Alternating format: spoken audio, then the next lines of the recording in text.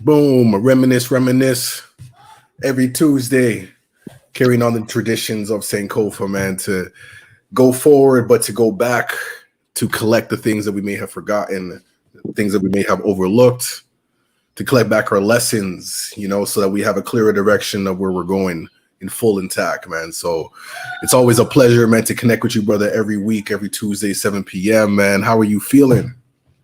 My brother Logik, as the same way, man. It's very balancing and peaceful and just good for my spirit and my health too to see you every Tuesday. I'm good, actually, to be honest, I'm incredibly sore because I was doing a hardcore workout routine this weekend. Okay. I don't want to talk about it too much because I'd rather walk the walk than talk the talk, but I'm putting in some work and it's good. Putting in some work, man, getting started. I feel like it's the weather, like spring, new beginning, gotta get back into that flow. Absolutely. And I'm just at a point in my life where I just want to advance another level. So, or just, kind of clear up some old stuff and take care of some new stuff. So I'm putting in the focus, and it's hard work, but it's paying off and I feel good. But how about you, man? How you doing these days? That sounds like very like intentional work, and I feel like I'm in the same place of just like this like renewal and trying to get out of like old mindsets that no longer serve me or work, for like the betterment of what I'm trying to do, and really just like embrace like change. I feel like change is inevitable, and but with change comes like opportunities. So just like recognizing that it's all part of the process, but it's really just to keep moving forward. You know what I mean? So a lot of that energy has just been happening and going around in many different ways, but I feel optimistic and I feel blessed, so yeah, man. Yo, you're right. I like how you say that. With change comes opportunity, man, because that's really it. It's not, change isn't something to always fear and always think that it's going to be a bad thing. And it's a chance for growth, and it's a chance for a new chapter. So that's great that it's happening for you. Yeah, exactly. So that's all it is, man. I mean, change will be uncomfortable, but it's inevitable. You know what I mean? And I just kind of look at like the seasons, so gotta be one with the seasons. And now it's spring, so it's renewal and ready. Absolutely, it really is time for renewal. And the spring, thankfully, has been kind of nice. I took a little walk today, and it's nice out there. And nature. I don't know if we'll have one more snowstorm for the year. It feels like we might not. Whoa. I don't think so. I'm hoping that we don't. I feel like we don't. We won't. So it is Toronto. Then we're really in the spring, which would be nice. Right. Exactly. But yeah, man. We had a wonderful guest in store today, but he's a very busy man. I don't know if he's popped up yet, but in case he doesn't come, there's definitely a lot to talk about. Yeah, it really is. Yeah. Our special guest, he's been like a solid, promoter consistently since like 1992. Like before I even got on the hip hop scene, I came in the scene a little later, like 2000. Sorry, not 2000. 98. Elemental series was the time where I entered, and I know that REMG, Ramos was all part of that that whole, I guess, production. So if anyone who's been to like any like hip hop concerts between like the 90s and like the early 2000s, there's a good chance that you've definitely been to a show. If you went to a hip hop show at Reverb, at Opera House, Comfort Zone, things of that nature, you've definitely gone to one of his shows. So definitely excited to hear more about just like bringing this culture to the forefront. And when I look back at the legacy, it's kind of epic. Some of the artists that has come to the city. I'm been very fortunate to experience that. I know you're like a like you are the concert, always in the front stage with your hands up. Yeah, that's it's my second home, one of them, definitely. Somebody came up with the term Mr. Front Row. I think it was actually Millennius from Tone Mason. I think he might have been one of the first to call me Mr. Front Row. But I like that. Okay. I like that. There's I just, it's a nice place to be. It's good. They said it in one of the movie concerts, concert movies. I mean, they, you know, some people always want to be backstage and stuff, but when you're backstage, I mean, you have access to the artist on a level. But if you really love the concert and the show, sometimes being backstage doesn't give you the best angles to watch the show. And it's just like, you know, it's good for your ego, but you're just, you know, you're behind the artist or you're beside the artist. And it's like, honestly, that's cool at the end of the show. True. But when you go to the show and you really love the music, it's good to be watching the show from the direction of the energy of the show. So I agree. It's good to be. And I mean, I say all this because as a passionate music lover, a concert misser, there are two people in music history who are legendarily always up front or just very close to it, which is both Jimi Hendrix and Michael Jackson. Okay. So yeah. Well, that being said, we have our guest. Our guest has arrived. Is in the green room, and so I think we're just gonna get into this, man. This is really exciting because I've definitely been to a lot of like the concerts that he's promoted over the years, and so it'd be kind of cool to hear you know, the flip side to the story. So let's, with no further ado, add him in the call. Jeez. Yeah. What's going on? Welcome. Salute to the OG, man. OG. Yes, big brother John. How are you doing? Good. I'm good. It's so good to see you both. Amazing. Oh, man. We appreciate you taking time out of your schedule to come through. Nice shirt, Addy. Oh yeah, I had to go in the archives and pull something out. It gave me a memory that actually, screw it. We're gonna turn a little bit. I gotta thank you because I honestly think I never even thought about it until I pulled it out. But I think you were the first person to ever introduce me to King Rain. When you brought Rain to a 416, I'd never heard of him. I'd never seen him, and I was like, who is this? And I will never forget that moment. So, I mean, just that, I didn't even have that with other questions we had, but that was you in my mind. Yeah, you know what? That actually means a lot because, I mean, he means a lot to me. Like, he's just always, since day one, he's always been, you know, and bless him wherever he is.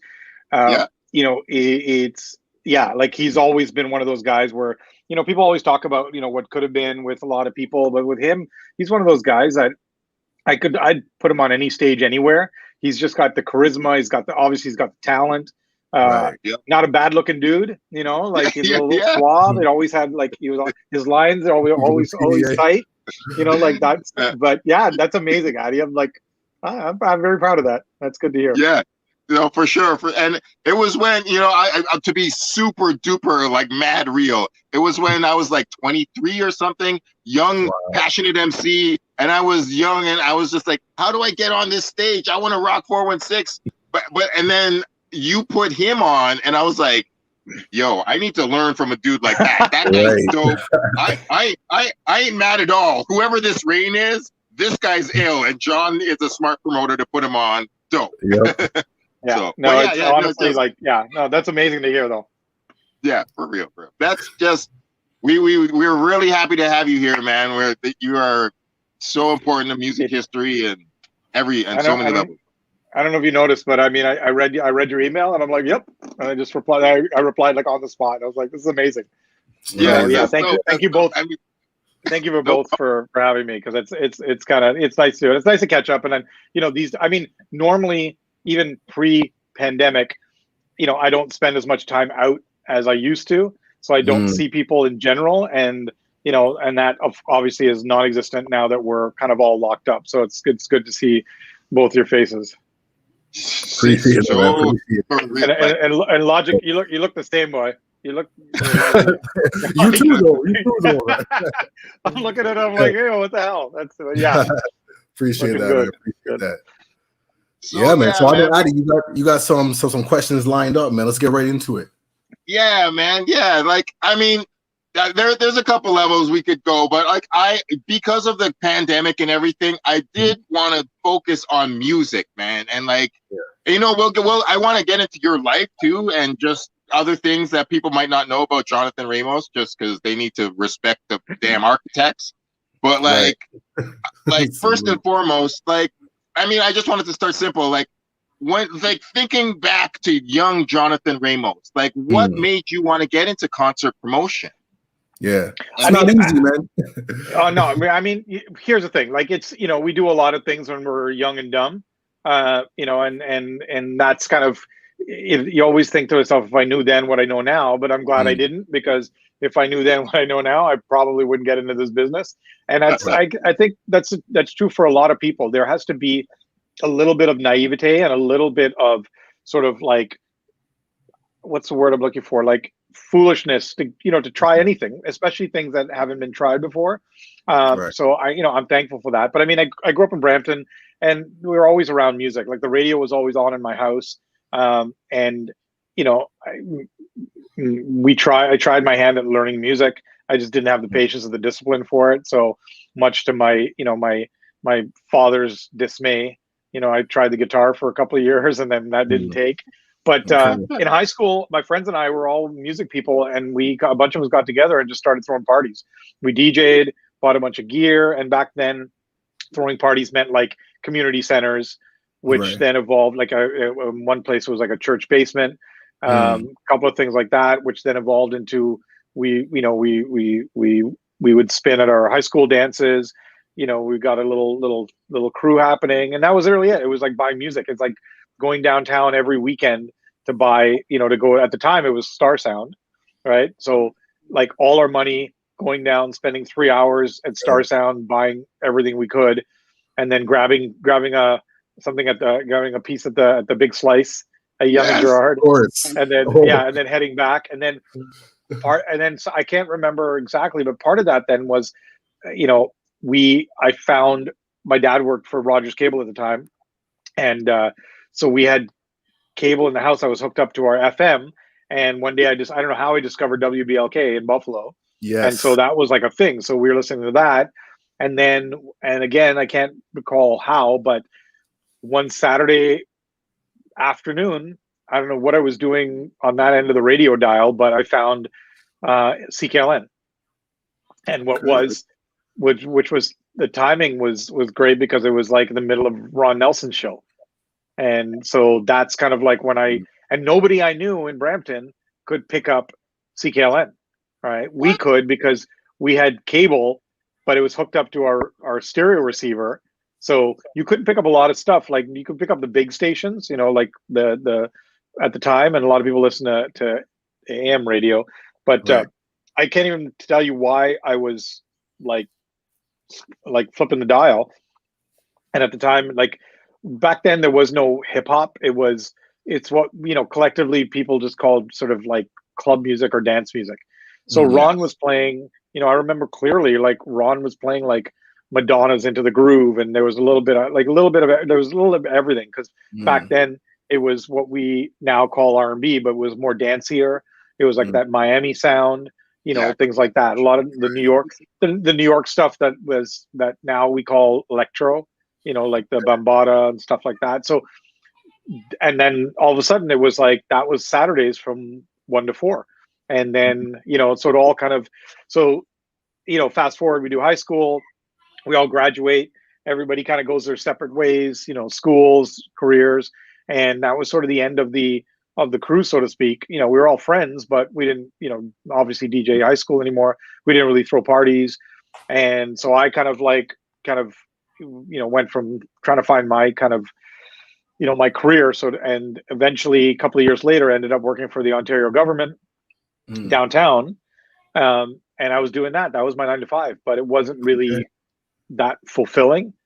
You know, it was a great job, great benefits, all that kind of stuff. The security was there.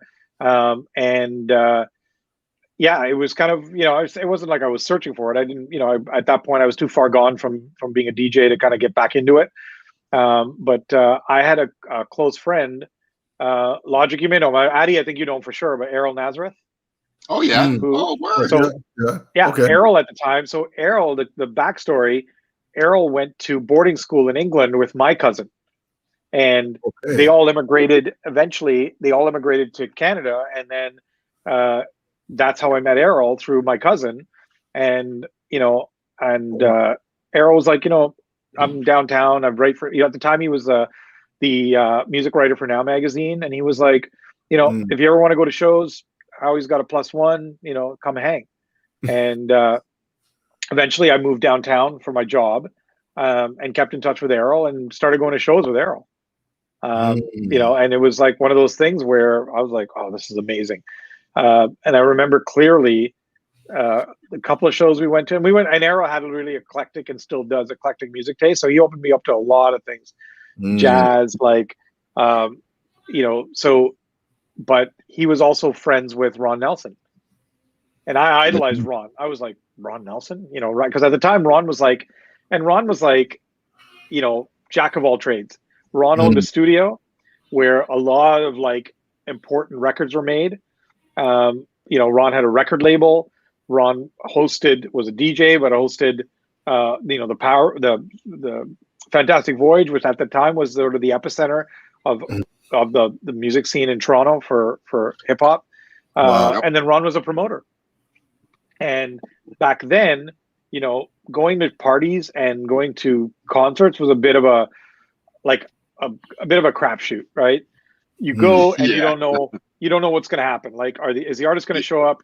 Is it going to get shut down? Is it going to get overcrowded? Is that all over the place, right? Because it was fairly easy to do shows back then. You just had some money. There were no real promoters per se, but there was Ron and Sunshine Sound at the time. They were throwing, and they were known for those people had legit stuff. And every once in a while, somebody'd show up. You'd never heard the name before, but they'd book out the concert hall or a community center. They'd throw a thing, and maybe the artist would show up, maybe they wouldn't. If they did show up, some shit would pop off, and it would get shut down, or it would get so it was but it was part of the thing. It would let's just go.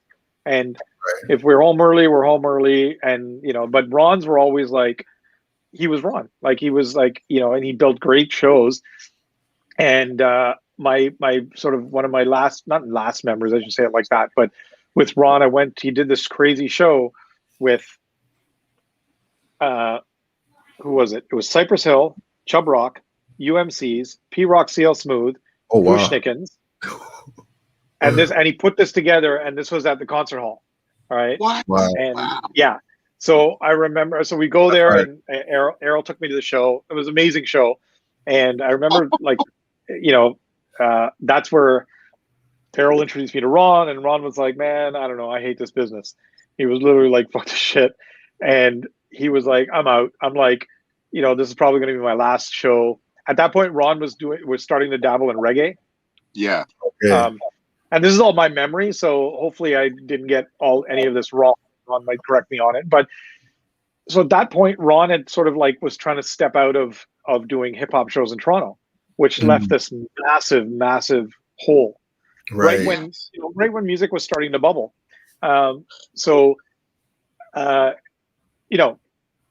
Fast forward, I don't know what year that was, but fast forward a couple of months, I'm in my government job. I'm kind of bored, wondering can I do this for the rest of my life? And then I kind of thought to myself, what can I do to go do, be around music? And, I don't know what struck me as why I thought I should be doing shows, but I thought maybe it was a conversation with Errol, but I thought maybe, there's a void. There's no shortage of DJs. There's no shortage of a lot of elements of the culture, but all of a sudden there was nobody that was really doing reliable, consistent shows. So, again, young and dumb, I was like, yeah, how hard can a concert be? And yeah. So, I tried it, and yeah, I remember this was late 92, early 93. 92. Yeah, and I started doing, and I can't remember what, I didn't know if I had any acts, but I think I focused in on, at the time, Arrested Development. They hadn't been there. People were still doing shows, but I thought let me at least start with that, because that was when the album had just come out. Tennessee was popping. I thought this is something for everyone. Okay. So yeah, it's crazy when I tell this story now, but the the process, and there was no book, there was no school, there was definitely no internet, and I was just kind of like, I don't know, the show. So let me start with the artist, and I had their record, so I'm like, I don't know where to start. So I look on the back of a record, and right there in the fine print on the bottom, it says copyright, whatever, 1992, Warner Music Canada. I'm like, okay. So I open the phone book, right? Phone book. And I look, phone book, Warner Music Canada. And I think they're on Birchmount. I mean, they still are on Birchmount. But I literally looked at a number, and I remember it was a 7-digit number because this is pre-area codes. Everything was 416. So the numbers were only like 7 digits. So I call up, and it's like Warner Music Canada. I'm like, hey, and this is me. And it's funny in hindsight, but it's like, I want to book Arrested Development. She's like, 1 second. Puts me through what I guess was marketing. And I was like, I want to book, and somebody picked, hi, can I help you? Hi, I want to book Warner. And they're like, yeah, we don't do that here. We're just a record company. I'm like, do you know how? She's like, I don't, but maybe call our office in New York. Right. So I was like, okay. Hung up. I didn't even ask for the number. I hung up. Back then, what they call directory assistance was, like all done by phone, right? So the directory assistance for anywhere in North America was 555-1212, right? Wow. So if you wanted to find a number in California, you do 310-555-1212, and that would put you on to Cal, and they'd be like, so I'm like, okay, 212-555-1212, and they're like, directory assistance for New York, how can I help you? And I'm like, Warner Music, please. And they're like, 1 second, and then they read you the number, right? It's not automated, they don't connect you. And so I call, and at the time I think they were in like Times Square or something. So this is early, like this is January of like 93. I call, and again, switchboard, right? There was no like press 1 for this, press 2 for this. I call, and it's like Warner Music. And, now I know it was a woman that sat in a massive atrium with three operators, and they were the sort of like the gatekeepers for everything. And again, I said like, hi, I want to book Arrested Development. She's like, 1 second, connects me to marketing. Wow. Then somebody in marketing picks up the phone, and I'm always met with sort of like pause, because they're like, this is weird, but sure. Yeah. And so I call, and I'm like, hi, I'd like to book Arrested Development for a concert in Toronto. They're like, okay, 1 second. Then sends me to the product manager, the marketing manager who oversaw Arrested Development for the US. She picks up the phone, and I said, yeah. She's like, oh no, you have that. I don't do that. You have to call the booking agent. I'm like, in my mind, I'm like, what's a booking agent? What's a booking? Yeah. But I didn't say that because I'm trying to act like not stupid. Yeah, of course you do. Yeah. So she's like, here, hold on 1 second, and then comes back. She's like, here's her name and number. It's called the company's called William Morris Agency. I'm like, okay, call that number, and the woman's name is Kara Lewis. And so I was like, okay, no idea. So I call, and I don't know, I have no idea who this woman is, right? I'm just calling it. And they're like, William Morris, Kara Lewis's office. I'm like, hi, I want to book a restaurant for Toronto. Okay, when? I said, I like the summer, and I have like no information. Yeah. So they're like, 1 second, please hold for Kara. And then I'm on this power hold, and like 5 minutes later, she's like, hi, Kara's busy. I'll get her to call you back. Sure. Oh my gosh, a week goes by, no Kara. Call her again. Hi, Kara Lewis, please. Now I'm kind of getting the rhythm of it. So now I'm not now I know her name, and I know she's the person that can help me. Again, power hold. 5 minutes later, hey, Kara asked me to take a message. Can I? Okay. This goes on for like a month. Wow. And the whole time I'm thinking to myself, I know I've never met this woman, but her name sounds familiar, and I don't know why. But whatever, it's just, maybe it's somebody I know similar, who knows. So this goes on, and I'm not giving up. And at some point then I become sort of not friends, but the assistants start to get to know me, right? Because I'm trying to be super nice. Right. And I'm like, hey, and they're like, it's Jonathan Ramos from Toronto. Hey, Jonathan, how are you? How's Toronto? Like this is eventually that rapport. And she's like, listen, Kara's got like 3 calls on hold, but like I did give her your message, and I'll give it to her again. It's like it feels like I'm getting somewhere.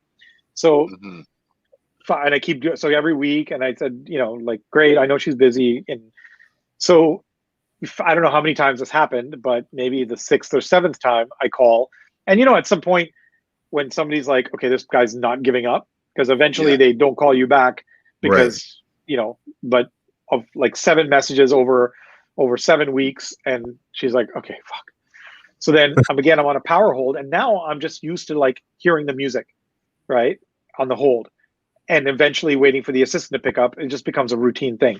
And don't forget, I've got a day job, so I come home from work, I call as soon as I get home, And so this one day, I can't remember if it was February, whenever, and I'm on hold, and I hear Paid in Full on the hold music.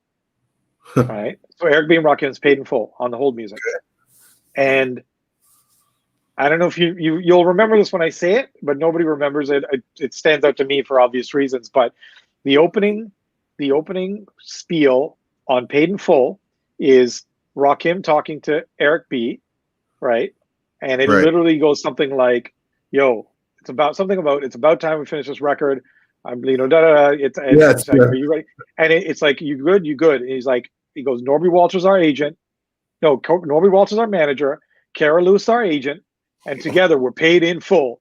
And right then, as I'm like, Kara Lewis, and at the time, don't forget, like, still to this day, like Rakim's like if you ask me my top 5, he's there or is up there.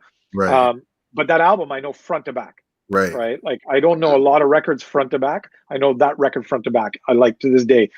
So I was like, and right then it struck me while I'm on hold why this woman's name is familiar, and then I get shook. And then guess who picks up the phone? You already know. Right? While the song's playing, and now I've kind of lost myself in it, and she's like, "Hello." She's like, "Hello, hello," and I'm like, "Oh shit!" Because now my mind is like, "Oh shit, it's her," and I'm getting scared. Like, hi, Kara. Yes, what can I do for you? My name's Jonathan. I'm calling from Toronto. I want to book a rest of album. She's like, "Well, we already have a show happening in this year, so I can't help you with that. But give me 1 second, and I'll get somebody to help you." And that was it. And literally before I could say thank you, like, hold.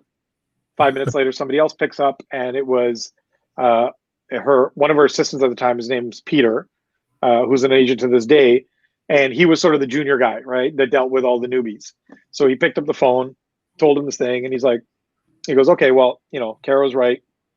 The rest of it already has a thing, a tour planned. But why don't you do this? I'm gonna fax you our roster, and once you get fax, and once you get it, call me and let me know if there's stuff on there you want, and we work it out, right?" And that's kind of how that process started. And so we went back and forth, and there's some, obviously, the caliber of people that she dealt with at the time, like people like Eric B, and but fast forward, I think, into March, he comes back with a short list, and one of the acts on that short list is, hold on, let me see it. Yes, wait. Yes, exactly. I get my thing right? I just said, like, yes. And I was just going to say that the timing is perfect because, sorry, go on. I'll let you finish. Jeez. Yeah, exactly. That's the part, yes. So he says to me, I have the Far Side available, and he gives me a date, and, he gives me a date, and I was like, okay, let me call you back, and it's this much money and all this kind of stuff. I was like, okay, let me call you back, and we'll figure it out. At that point, this is about half a year after Bizarre Ride dropped, and they had already been to Toronto the year before, and they played a show with I want to say UMC. They played like a show with like 2 or 3 other acts, right? Okay. So I was like, and I love the Far Side. and like that whole album was like, that was my joint. But of course, I'm thinking to myself, and then he gives me a Monday in June. Oh, So I'm like, and I don't know what's what. I don't know what things are worth, but I'm pretty sure he's overcharging me, right? So, and I think to myself, you know, so I call him back. I said, "Oh, listen," I was like, "Listen, you know, you got to start somewhere. You want to do a show? Let me know. Like, this is what's here. If you can do it, you know, I can get it done for you." So I hang up and I think to myself, like, you know, I don't want this guy to think I'm wasting his time. So if I just be like, "Oh no, next," you know, it's sort of like trying on stuff, and after at a store, and after a while, the salesperson's like, "This guy's never buying a thing." So I can now get Peter on the phone every time I call. So that's a win. That is. So I said, you know what? Fuck it. I'm like, I fax him the offer exactly what he says. He confirms the show. I get a contract over fax, and this is like fax with the thermal paper. You know that. The rule paper. I don't know if you remember this. Oh yes, yeah, wow. The thin stuff that came in rolls and it would cut, and you know, it's so I literally get a, you know, like fax at home, where it's just like I come home from work one day and there's like 16 pages all in separate rolls on the floor, right? And it's the contract. And so they fax it to you, and then they mail you a thing. But anyways, so June 23rd of 93, I did my first show at the Opera House. And and it's at the time I had just met these guys that became my friends, but they were a band called Bass is Bass. Okay.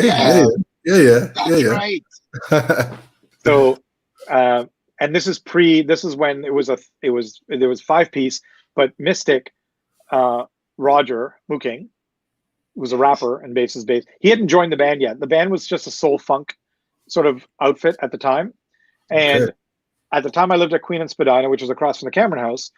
And sometime before I booked this show, I walked by the Cameron House, and there was a chalkboard sign they had out front. And it's like, it was on a Sunday, and it said Sunday Vibes and Stuff with Paulie Lopez, Bass is Bass, and friends. And I'm like, I just love the name. I thought, like, name sounds dope. Bass is Bass. So it's $5. Me and a friend of mine went, and the show was crazy. It's Bass is Bass on stage, and they're basically playing songs, but they're also jamming with and did an open mic with a bunch of their friends who are all MCs. All right. And so I'm watching these guys, and they're doing breaks, and I'd never seen anything like this. Is insane. So I looked at it, and after I was like, you know, I introduced myself. I was like, "Oh, my name is Jonathan. I live across the street." And they're like, "Oh, cool. Thanks for coming. You know, what'd you think?" And Ivana Santilli was. I was going to say Ivana was in it at that time, right? Yeah. At the time, it was Ivana. It was Chin and Jetty, who was the lead, who did bass, and then Ivana did trumpet, keys, and vocals. There's another guy, I can't remember his name. Kirsch, I think, played drums, and Chin's brother played guitar. And they were just sort of like a funk soul band. Anyway, so I'm watching this, and I'm like, this is insane. And around the same time, do you remember a band called the Brand New Heavies? Oh yeah, yes. So that's right. They were similar. The Brand New Heavies were what at the time was called acid jazz, and they were one of the big bands out of England that did this whole acid jazz sound. Right? It was, you know, people call it now soul jazz, but they had also they were signed in the US. They were signed in the UK, but in the US, their record came out on Delicious Vinyl, which was the label that the Far Side was on. And I think as a marketing plan to introduce them to American audiences, they put an album out called Heavy Rhyme Experience. That's right, Volume 1. Yeah. Volume 1. And it was the Heavies backing up a bunch of rappers, of which the Far Side was. So then I have this in my head because I'm like, this album's amazing. And then I watch a local version of it right there at the Cameron House. So basically, and it was amazing. Like the night was like, it was magical. So I introduced myself. I'm like, this is great. And we become friends. And eventually, you know, like a couple of weeks later, I'm like, hey, I'm doing the show with the Far Side. Because I'm thinking to myself, how do I do this show with a band that is on they're still the original record that already played to an audience? So I'm like, let me try something else. So I thought, let me create sort of a hip hop variety show, so to speak, right? And the bases at the time were they were buzzing, and they had like a small fan base. So the show. Oh, and at the show, I met Paulie Lopez and John Bronski. Okay, yes. So they were all, and the show was presented by two black guys. Come on now. Yeah. So at the time, like two black guys, it's just Adrian and Rob. They still had the store on Flawless, but they were just sort of a small label, and they were friends with Lopez because Paulie played there. They already kind of knew everybody else, right? Like, John was John, like, man about town, writer, like, did everything. And so I meet all of them at the show. And, that's kind of how that's how we all kind of became friends.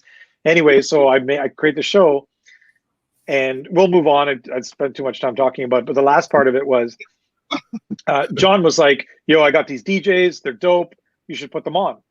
He's like, I do a radio show with them on Saturdays at CIUT, so they can kind of like promote it. Right. Soul Controllers.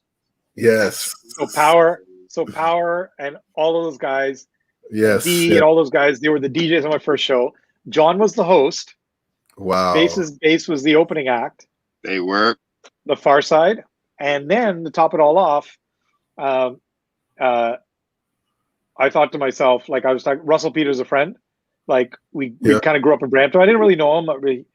I find out after that our mothers went to school together in India, but I just kind of knew him from being around. But I kind of connected with him because Russell was like always around parties. Like he was just starting out with the comedy, but people knew him because he hung out with, with Mastermind and started from scratch and like all those people, and was just always there. So we sort of reconnected. Crazy. And I thought to myself, hey, you want to open for a hip hop show? And he was like, fuck yeah.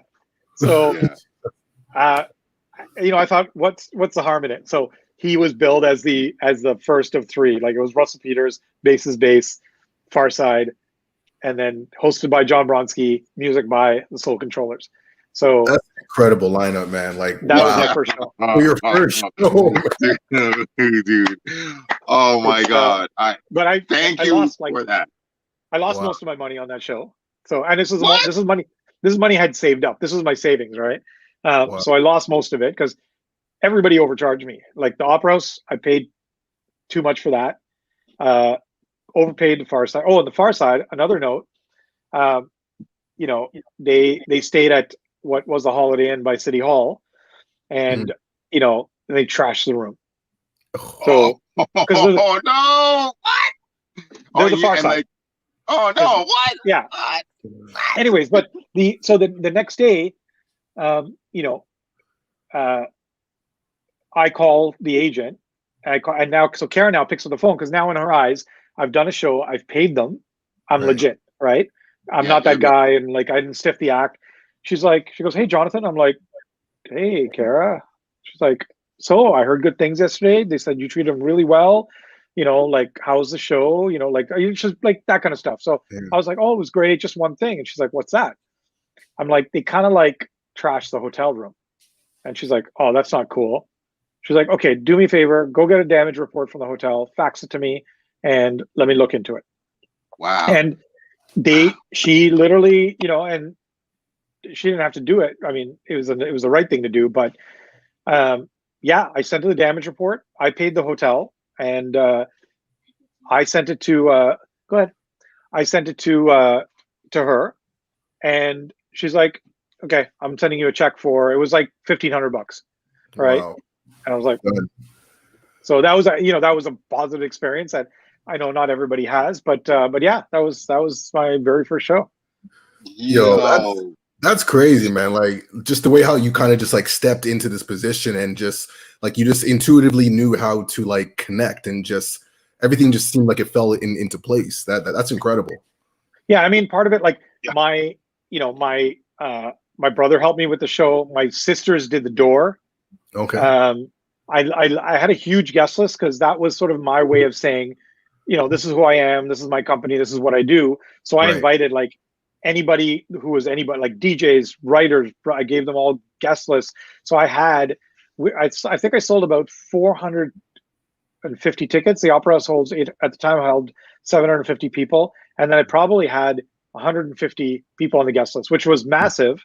But this was my way of saying, this is my company. It's called REMG, and so I invited writers and all that kind of stuff, so people can kind of understand and kind of get the vibe. And that's kind of, I think the next show I did was probably 3 or 4 months later, and then another one 3 or 4 months later, and then it just kind of snowballed to I think 94 or 95. I quit my job with the Ontario government and then started doing REMG full time.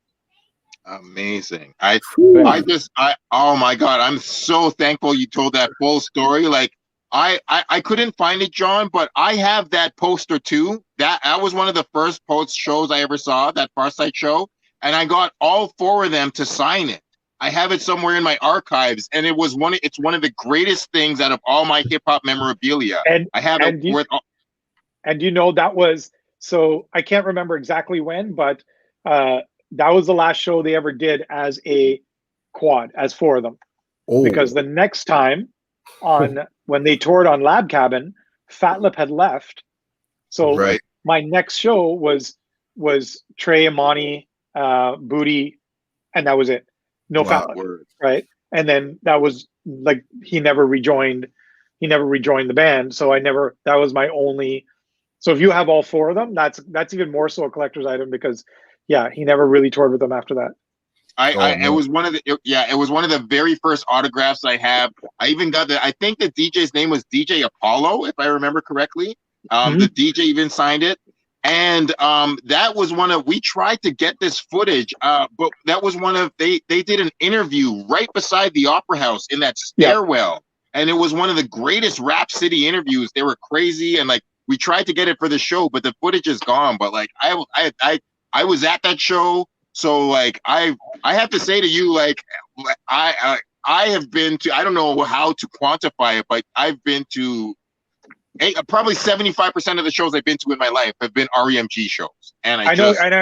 And it's like what Logik was saying before I jumped on. It's like, most people were like, "Oh, is that your show?" And I'm like, "Oh, sorry, I didn't see you." But obviously, if and Logik can attest, like, if Addy's at your show, Addy's at your show, right? Because it's like he's right there. And not only is he right there, but he's like into the music. And Addy, I have to tell you something. I can't remember who it was, and I think it's happened a couple of times where, maybe you don't realize it, maybe you do. I don't know if anybody's ever told you, but that energy you give off is actually like it's infectious for the people around you. But on a couple of occasions, artists have said to me, "Yo, that fucking dude in the front, I locked eyes with him, and then I went." Because before I was kind of like just doing it, not phoning it in, but that kind of thing. And then when they're looking at you and you're rapping back to them, you're doing deep cuts. Like, you're not doing singles back to them, like word for word. That kind of like it energizes them. So just know that. And I know, and I can tell you, I promise you, artists have said that to me. I can't tell you who, I can't remember now for the life of me, but on more than one occasion, I'll be backstage after and I'm like, "How was it? How did it feel?" They were like, "Oh, it was good." And and once or twice, maybe more than that, somebody's like, "Yo, there's this fucking dude in the front." I'm like, "What does he look like?" And they were like, I don't know at the time, I think you maybe still had your dress or whatever. But and a couple of times you had no shirt on, which was like a normal thing, I think, for Addy. But honestly, like, just know that, and for me, it was the same thing. Like, that was when I would see it, that would kind of like the energy you give off. So yes, I know you've been to a large portion of my shows.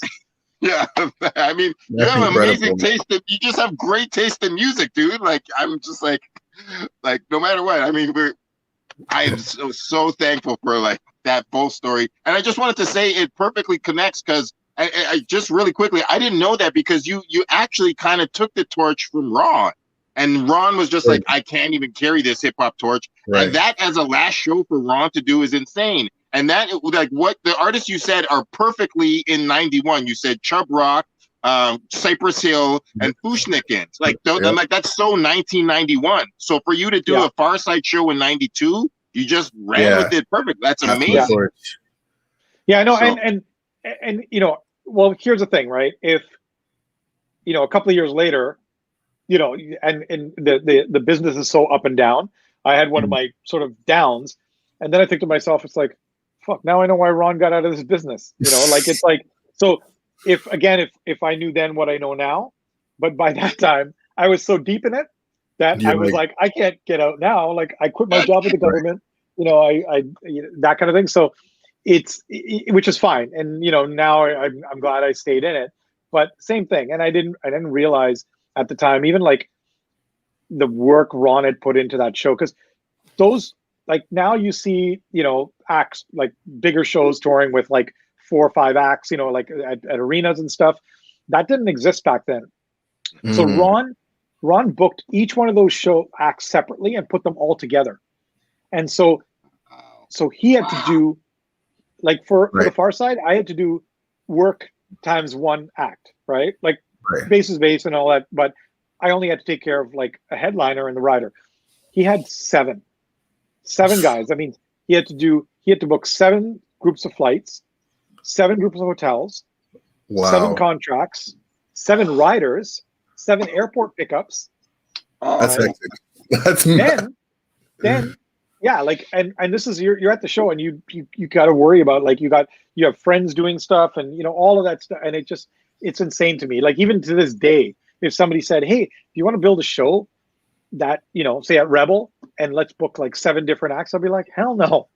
Like it's too much work. Like it just give me a tour where I'm dealing with 1 tour manager and he's taking care of the acts and they're all coming on 1 bus or 2 buses.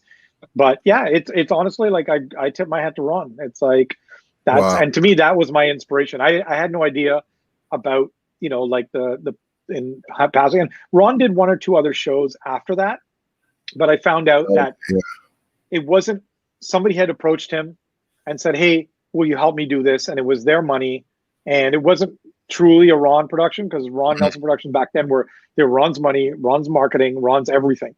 And 1 or 2 of those shows didn't like ended badly, but it wasn't really Ron's doing.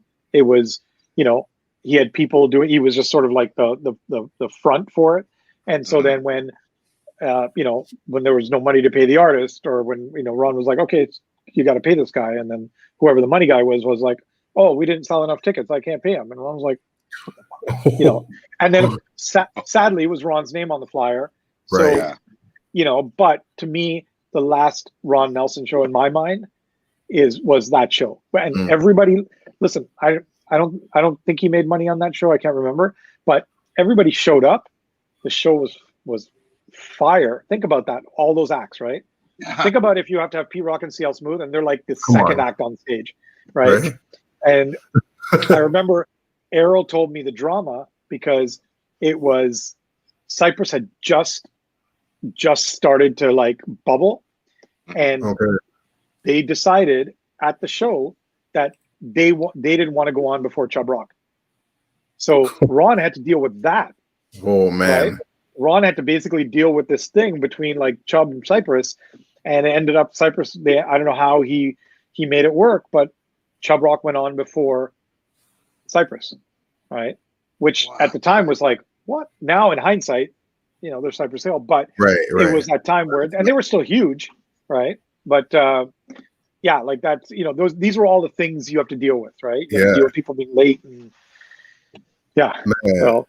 Oh, we wanted to get into that for sure. Like, my God, I mean, Logik, do you want to ask the next question? Well, you know, like I like, there's so much. I just want to say real quick, like, like my first hip hop show that I ever been to was the Elemental series, and the first show was with Mathematic and Bahamadia. Now, you know, like that was like my first hip hop show. That was my first like introduction into like the Toronto hip hop scene, and it was from that show I knew I wanted in. I was like, I want to be part of this. You know, I remember like the power went out. You know, this was at the Comfort Zone. Like Comfort Zone doesn't even exist anymore.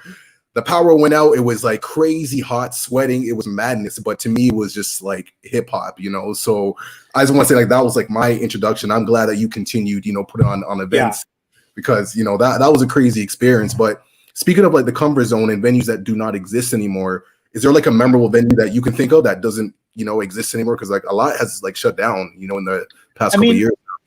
Yeah, I mean, you know, the Comfort Zone, and I had this love-hate thing with the comfort zone because it was a shithole. Like it was, it's if you ever saw it with the lights on, you'd probably never come back, or you'd like go home and shower twice. Right. So because it was like low ceilings, typical basement, poor circulation. Smoky. Like, beer bottles, broken beer bottles.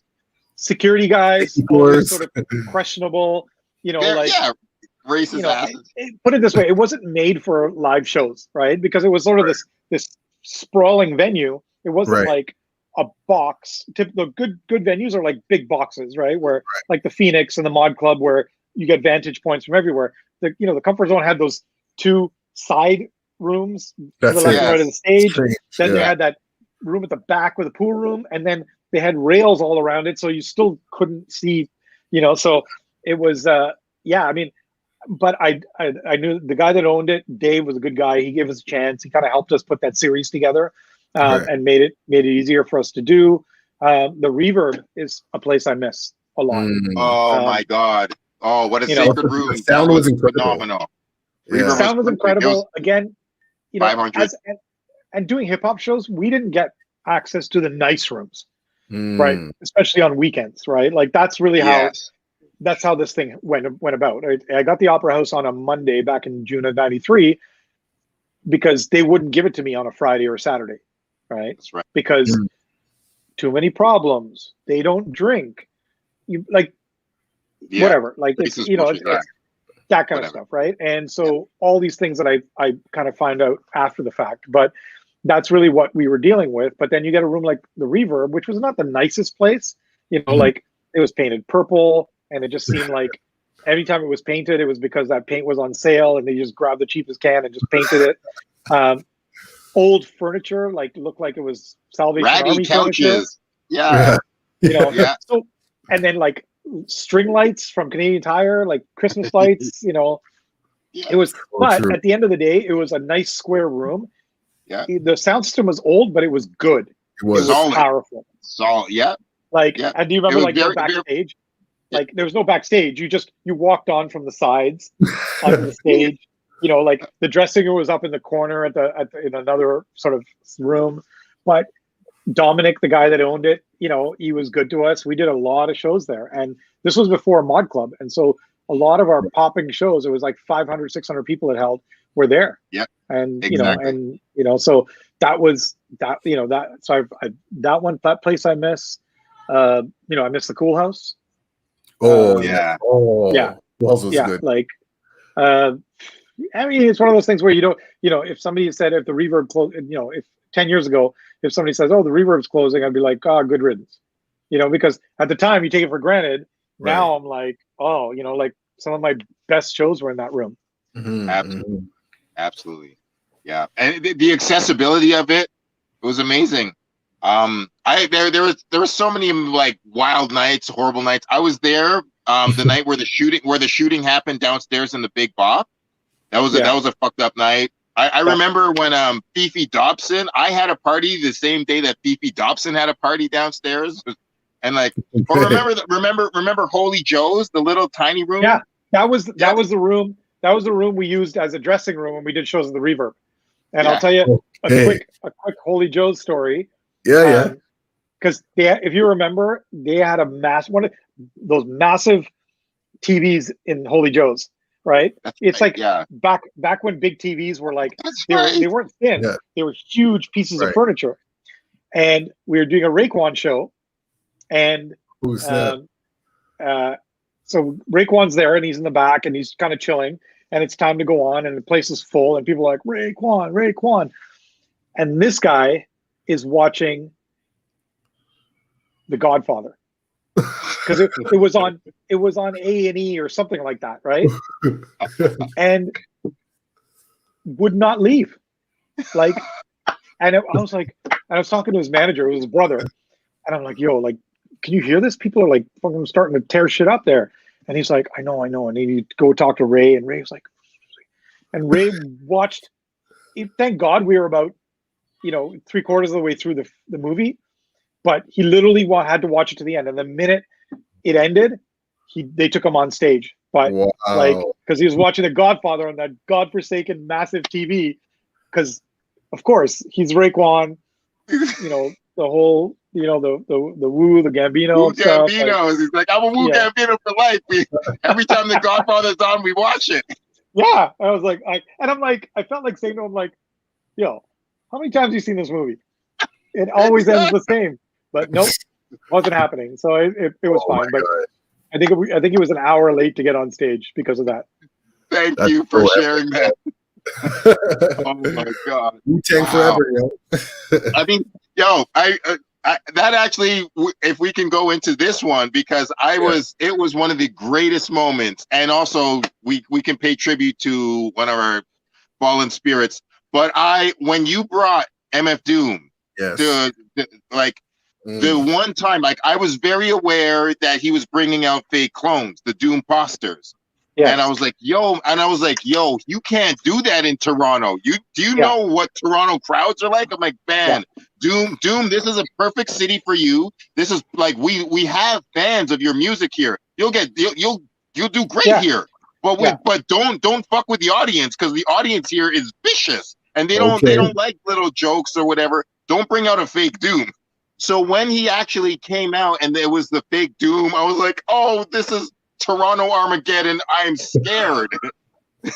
This is and then the real one came out, and it was one of the most satisfying moments of my life to see them both. And I was like, Jonathan made a miracle happen here. So I heard it was really tough for you. Like what like how hard was that?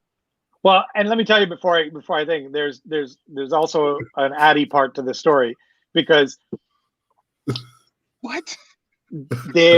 You're in the front, right? Yeah. He comes when he really, really comes out. I'm watching you, because the minute and because I'm like, I know it's him. Yeah. I didn't know he was going to send out an imposter. That's a whole other Doom situation. So when you came out, and I was either watching you or I was in the pit. I think I was in the pit, sitting on the barricade, and you were right beside me, and you looked over and you're like, it's fucking him. It's like, to me, that was kind of like my little exhale moment, because you were one of the first ones to be like, it's him. Like, it's legit him. Right. Wow. And then the whole place kind of was like, they all that realization sort of crept across everybody. Right. And then literally in the span of like a minute, when he actually took the stage, everybody was like, it's him.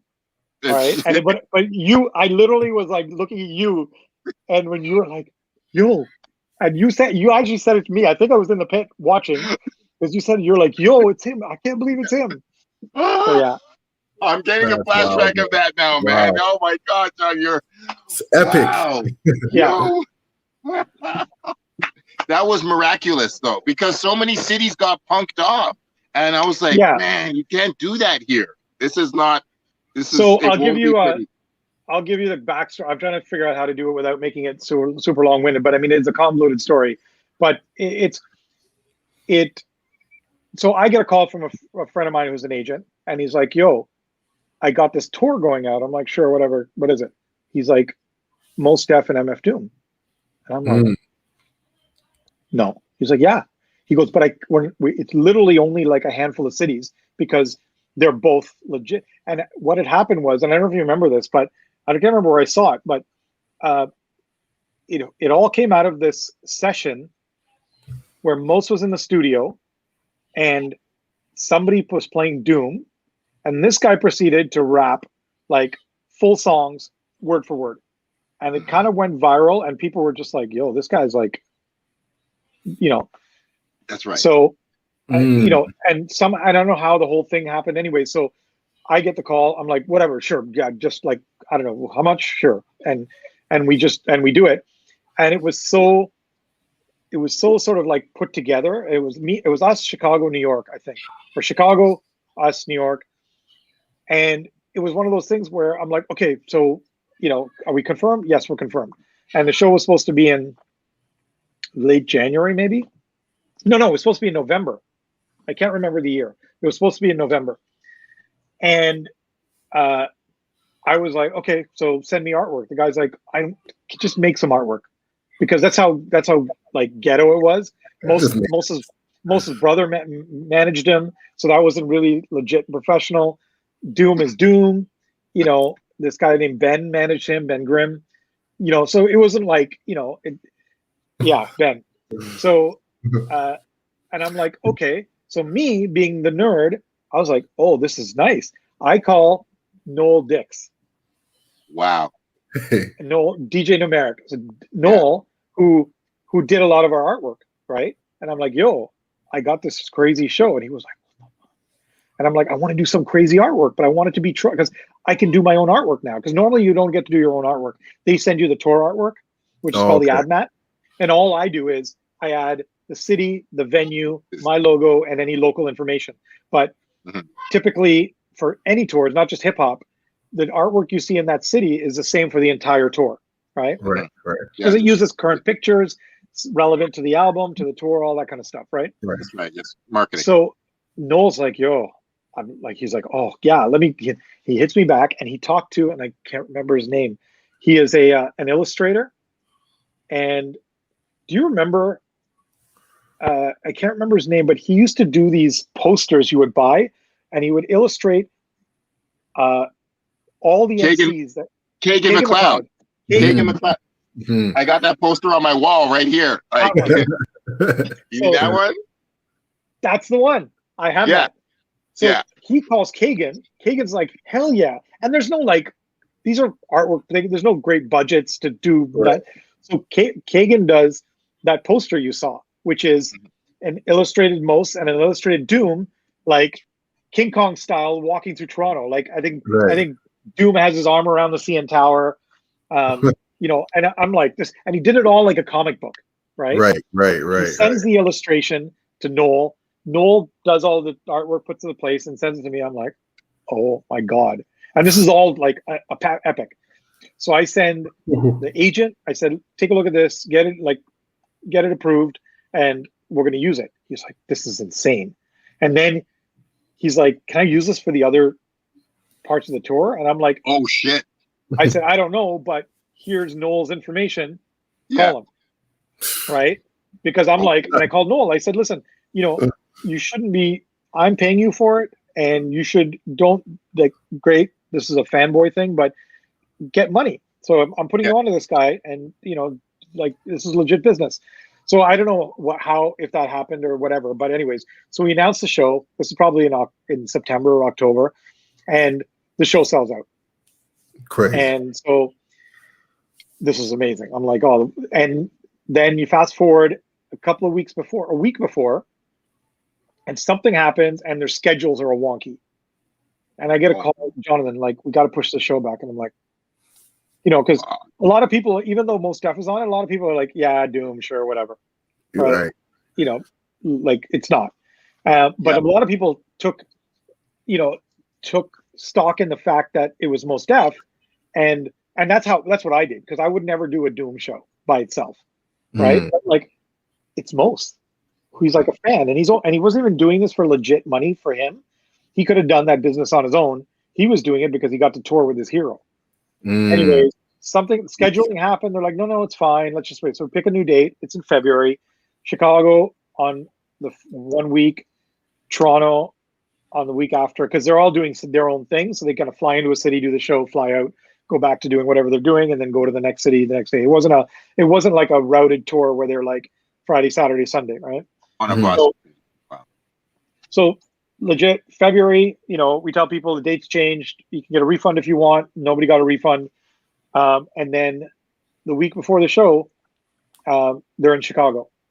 And I see, I don't know, maybe it was Twitter. I don't know if there was Instagram back then, but the Chicago thing happened where people were like, yo, it wasn't Doom. Yeah. And, yeah. I remember. And so it was just like a shit show. And I remember, who was it? Was it, what's his name that runs Fake Shore Drive? Andrew? What? Yes. Andrew Barber. Andrew Barber, yeah. Yeah. And like, I remember reading his tweet of it, like, yo, it wasn't him. And Mos was there. So then the next day, Mos' brother calls me. He goes, yo. And him and I kind of like, we talked, and everything was fine. Another thing I should tell you, that 3 weeks before the show, the agent who I booked it with, pulled out. He was like, "Oh my god, long story. I can't deal with these guys. I'm out." What? He's like, he goes, "Here's Moses' brother's name. Here's Ben's information. If you want to do the show, they still want to do the show. You have to call them and do it directly with them." I'm like, wow. Sure. So I called Ben. He was like, "Yeah, I don't know, but like, let's go, bro. Let's do the show." Same with Moses' brother. So the Sunday after the Chicago show, Moses' brother calls me, and he was like, "Yo, like, this has got nothing to do with you, but we can't do the show." And he told me the whole story. And so I'm like, I get it. And that's kind of, but he goes, "It's up to you what you want to do. I'll send you a deposit back. All good." Then I called Ben. I'm like, "Yo, what the fuck?" And he was like, "I don't know what they're going on about. That was Doom." And I'm like, "Dude, come on." And he was like, "No, man." He goes, "We're good. Don't worry. We're going to be there. And, you still got a show. It's up to you." He's like, "I'm not canceling the show. So if you want to cancel, I can't send you your deposit back." What? And I said, he goes, "But Doom's down because we don't control Mos Def. And my contract with you says Doom, and you're getting Doom." So I'm like, so, we then have to announce, and I think the story was, Mos' brother told me that they get to Chicago and they do sound check, and Ben goes to the venue and says, "Yo, Doom's not feeling well, but he's just going to rest. He'll be fine for the show." So Mos does sound check, goes back to the hotel. The show's supposed to be at 10 o'clock, and Mos gets to the venue, like, say 9:30. I'm making that part up because I don't know the exact times, and there's no Doom. And so he's like, "Fuck." So they call, they put no answer. 5 minutes before they're supposed to go on stage, Doom calls and says, "Yo, I'm on my way. Just start. And just because I don't want to fuck the promoter over, just start the show, and I'll just, do this song and this song." Like, Doom, they're going to do Mos Def songs. Because the show was, Mos was going to do some Mos Def catalog, and then he was going to start doing Doom catalog, and maybe even come out in the mask. Oh, Mos was going to be the imposter, and then Doom was going to come out, and they were going to do Doom stuff together, right? So this was like the fanboy in me. Yes. So here we are. It's like 10 o'clock in Chicago. I'm getting all this information the next day. So Mos is like, "This is fucked up," but whatever, sure. Runs on stage, starts doing the music, starts doing the show. Halfway through the show, Doom comes out, and they do the show. And then right before the end of the show, Doom's like, "All right, peace, good night," and leaves the stage. Gets in the van and leaves the venue. Mos is still on stage. And by now, Mos Def has realized that wasn't Doom. And now he feels like, now he's pissed. Right? So he gets off stage and he talks, he's like, "Yo, it's fucked up." He's like, "Yo," calls Doom, and Doom's like, "What are you talking about, man? It was me. I'm still feeling sick. That's why I'm sorry I didn't stick around." And he was like, fuck. And so Mos is like, "I can't be." And by then people are booing because people knew it wasn't Doom in Chicago. So they legit were like, "Fuck this." And now, guess who looks complicit? Mos, right? Mos now is like, they're like, "Fuck you, Doom did this to us, you did this to us." So he's taking a beating the next day, right? Like, on Twitter. Right. So and he called and he was like, "Yo, this guy's gonna do it again." And he's like, "Fuck him, I'm out." And so I couldn't do anything, and they were like, "I'll give you your money back." I'm like, okay. So now I have half a show. We have to announce that, say, due to circumstances, blah, blah, blah, blah, blah, Mos cannot make it. Doom's still going to make it. If you want to hold on to your ticket, if you want to do the show, if you want to come to the show, if you don't, we'll give you a refund. Literally, out of 2,500 tickets, more than half of the people refunded their money. Because really? Because two things. Mos wasn't coming, and they heard about Chicago. Right. So and Mos was their sort of like assurance that Doom would show up. Right. Right. So I can see that. Yeah. So fast forward to the next week, I'm like, and Ben is like, "Yo, bro, trust me, don't worry, all this stuff." And so I'm like, okay, cool. So I go to the airport. I pick Ben up. I'm like, yo, where's Doom? He's like, oh no. He goes, I fly in from Detroit or wherever. Doom lives in Atlanta. He's coming. I'm like, when? He's like, oh, like I'll. So we go to the venue. We go to the Cool House. It's February. It's cold. Lots of snow outside. And so he does sound check, and then I'm like, yo, we got to talk. And I'm like, he's like, what's up? I'm like, this is not how I operate. I'm like, I can't do this, right? And he's like, trust me. I said, yo, I'm not calling you a liar, but I'm like, I'm covering my ass. What are we gonna do? Because as of right now, I've just canceled the show, right? Because I'm like, we do not, as a rule, I do not put artists on stage until I know they're in the country, right? If you're stuck in immigration, I'll hold doors till you get out, because it's happened to me a couple of times. So, but if I know you're not legitimately out of the airport, I'm not opening doors, right? Wow. He's like, no, trust me. Da, da, da. He was like, I said, when's he landing? He's like, he's landing at 8 o'clock. I'm like, doors are at 8. And he's like, what do you want me to do? So Ben then says, Kira, gives me his passport. He goes, see, I'm trusting you. If he's not here, you don't give me the passport back, I'm stuck in Canada. I got family, so I can't be stuck in Canada. So I'm like, okay. So then I pay, and I said, he goes, and this is around 5 o'clock, and Doom's plane doesn't leave till like 5:30. He goes, but here's the other thing, you got to pay me now, otherwise Doom's not getting on the plane. What? And when I have the money, and then he's like, one second, he calls Doom, blah, blah, blah. He's like, yo, listen, I hate to do this to you, but Doom wants another $5,000. Right? Oh, wow. And I think I was paying him $20,000 at the time, 20 or 15 grand. And I'm like, yo, that's not cool. He's like, dude, I know. He goes, I know, but it's not me. It's like, I literally like, but it's up to you. I get it if you don't want to do it. Just let me know. Right? So I'm thinking to myself, I probably won't get my deposit back if I do this. I said, fine. So I give him the balance and another $5,000. And Doom gets on the plane. So at this point now I'm like, fuck, it's crazy. And I said, listen, and the other part of what they do is we as a promoter, we have to provide what they call ground transportation, which is, an SUV. We drive them around the city, right? We pick them up at the airport, that kind of stuff. In this case, Ben rents his own SUV and he does the driving. He doesn't let the promoter do it. Right? And there's a process to this. You'll understand.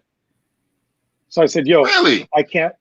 I said, yo, I am not sitting here while you're at the airport waiting to hear from you. He goes, what do you want to do? I said, I don't know. Let me come with you. He's like, no, you can't come with me. If Doom sees you, he'll get back on the plane and leave. He goes, tell you what? You can go to the airport and you can wait for him with me. You can't be with me, but you could do that. So I tell my partner at the time, Jeff Brandman, I'm like, okay, you hold it down here at the Cool House. I'm going to go to the airport. And then I'll text you. And when I know it's him, you can open doors. Right? So now there's a snowstorm brewing. It's now like, so Ben leaves, goes. So I'm like, okay. So the other problem is I don't really know what Doom looks like. I don't know what Daniel Dumoulin looks like. Yeah, I have an idea. Yeah. I have an idea. But if it's an imposter that kind of looks like him, so it I'm could like, be, yeah. And I remember. So then during the day, RC calls me about, yo, is this happening? What's going on? Blah blah blah. And I'm like, yeah. I kind of tell him what's up. And I'm like, no. He goes, you know who knows what he looks like? And I'm like, who? He's like, Asics. You know Asics? Yeah, of course. Yeah. Asics. He's like, Asics knows what he looks like. And I'm like, why? He's like, he met him in Buffalo years ago. Like, met him, no mask. I'm like, for real? I call Asics. And he's like, and Ace lived they used to live with Chaos and man, what's his name? From 416. K Wonder. K Wonder, but also 416 Snack Bar. He owns it. Anyways, Yeah. Adrian. That's right.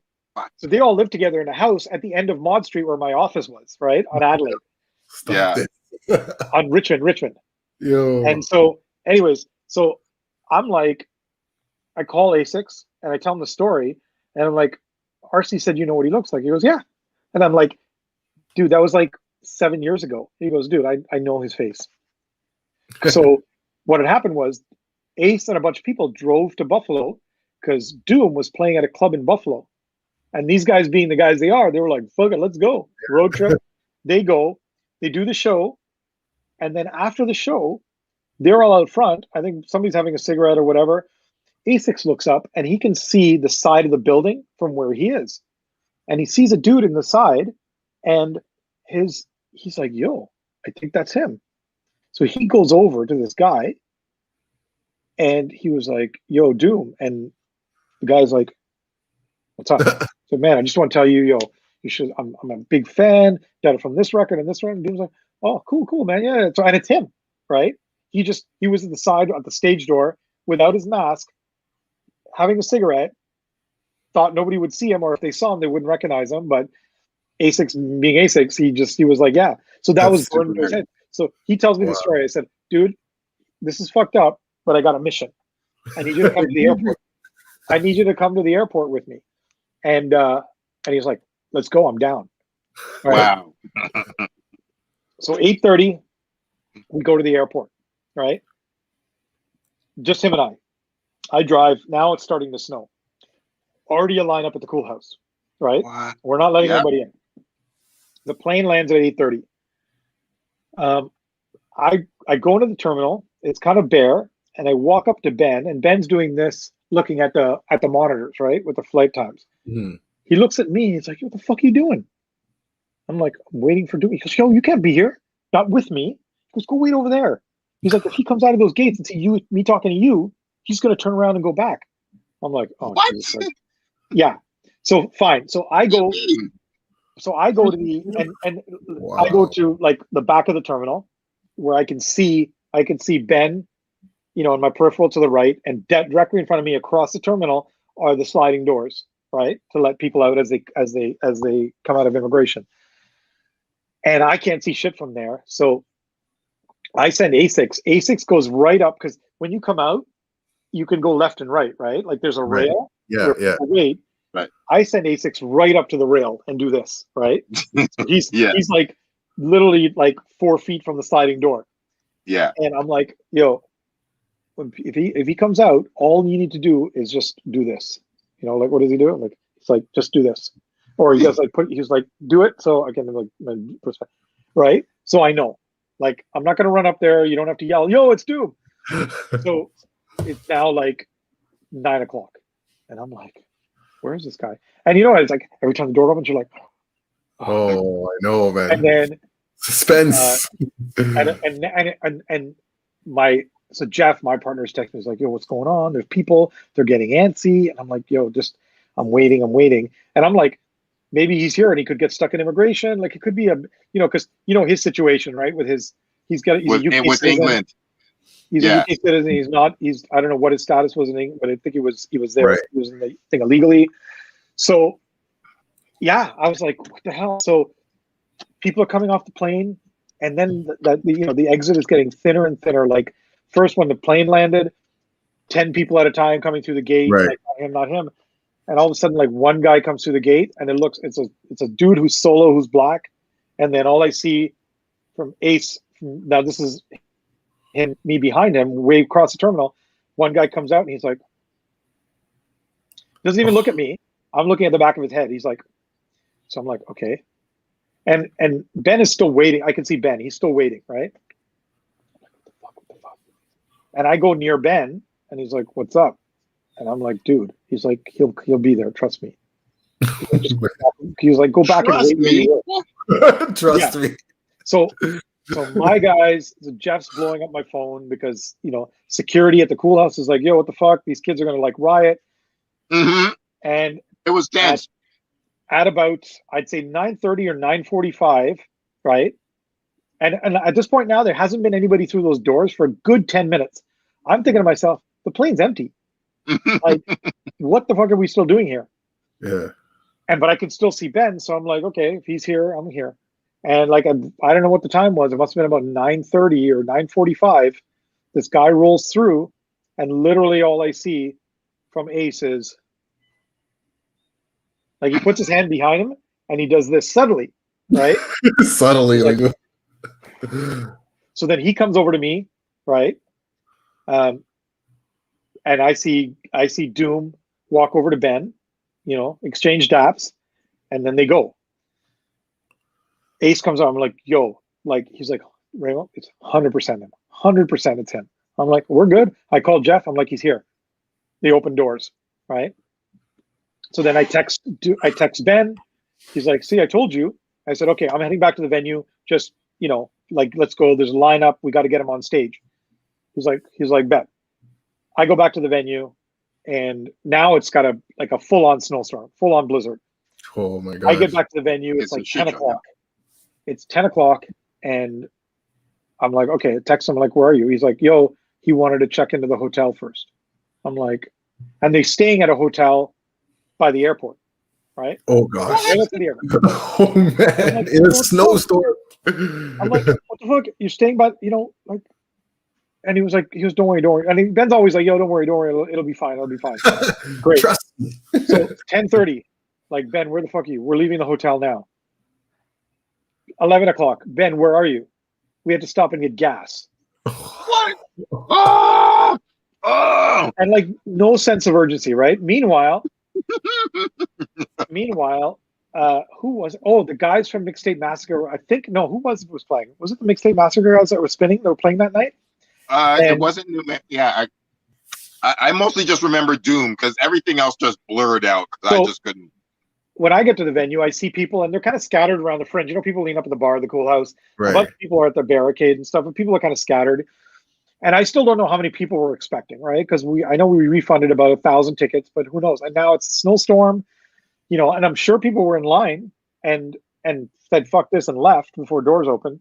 So, but we told people, like, once you come in and we scan your ticket, you're in. There's no refund.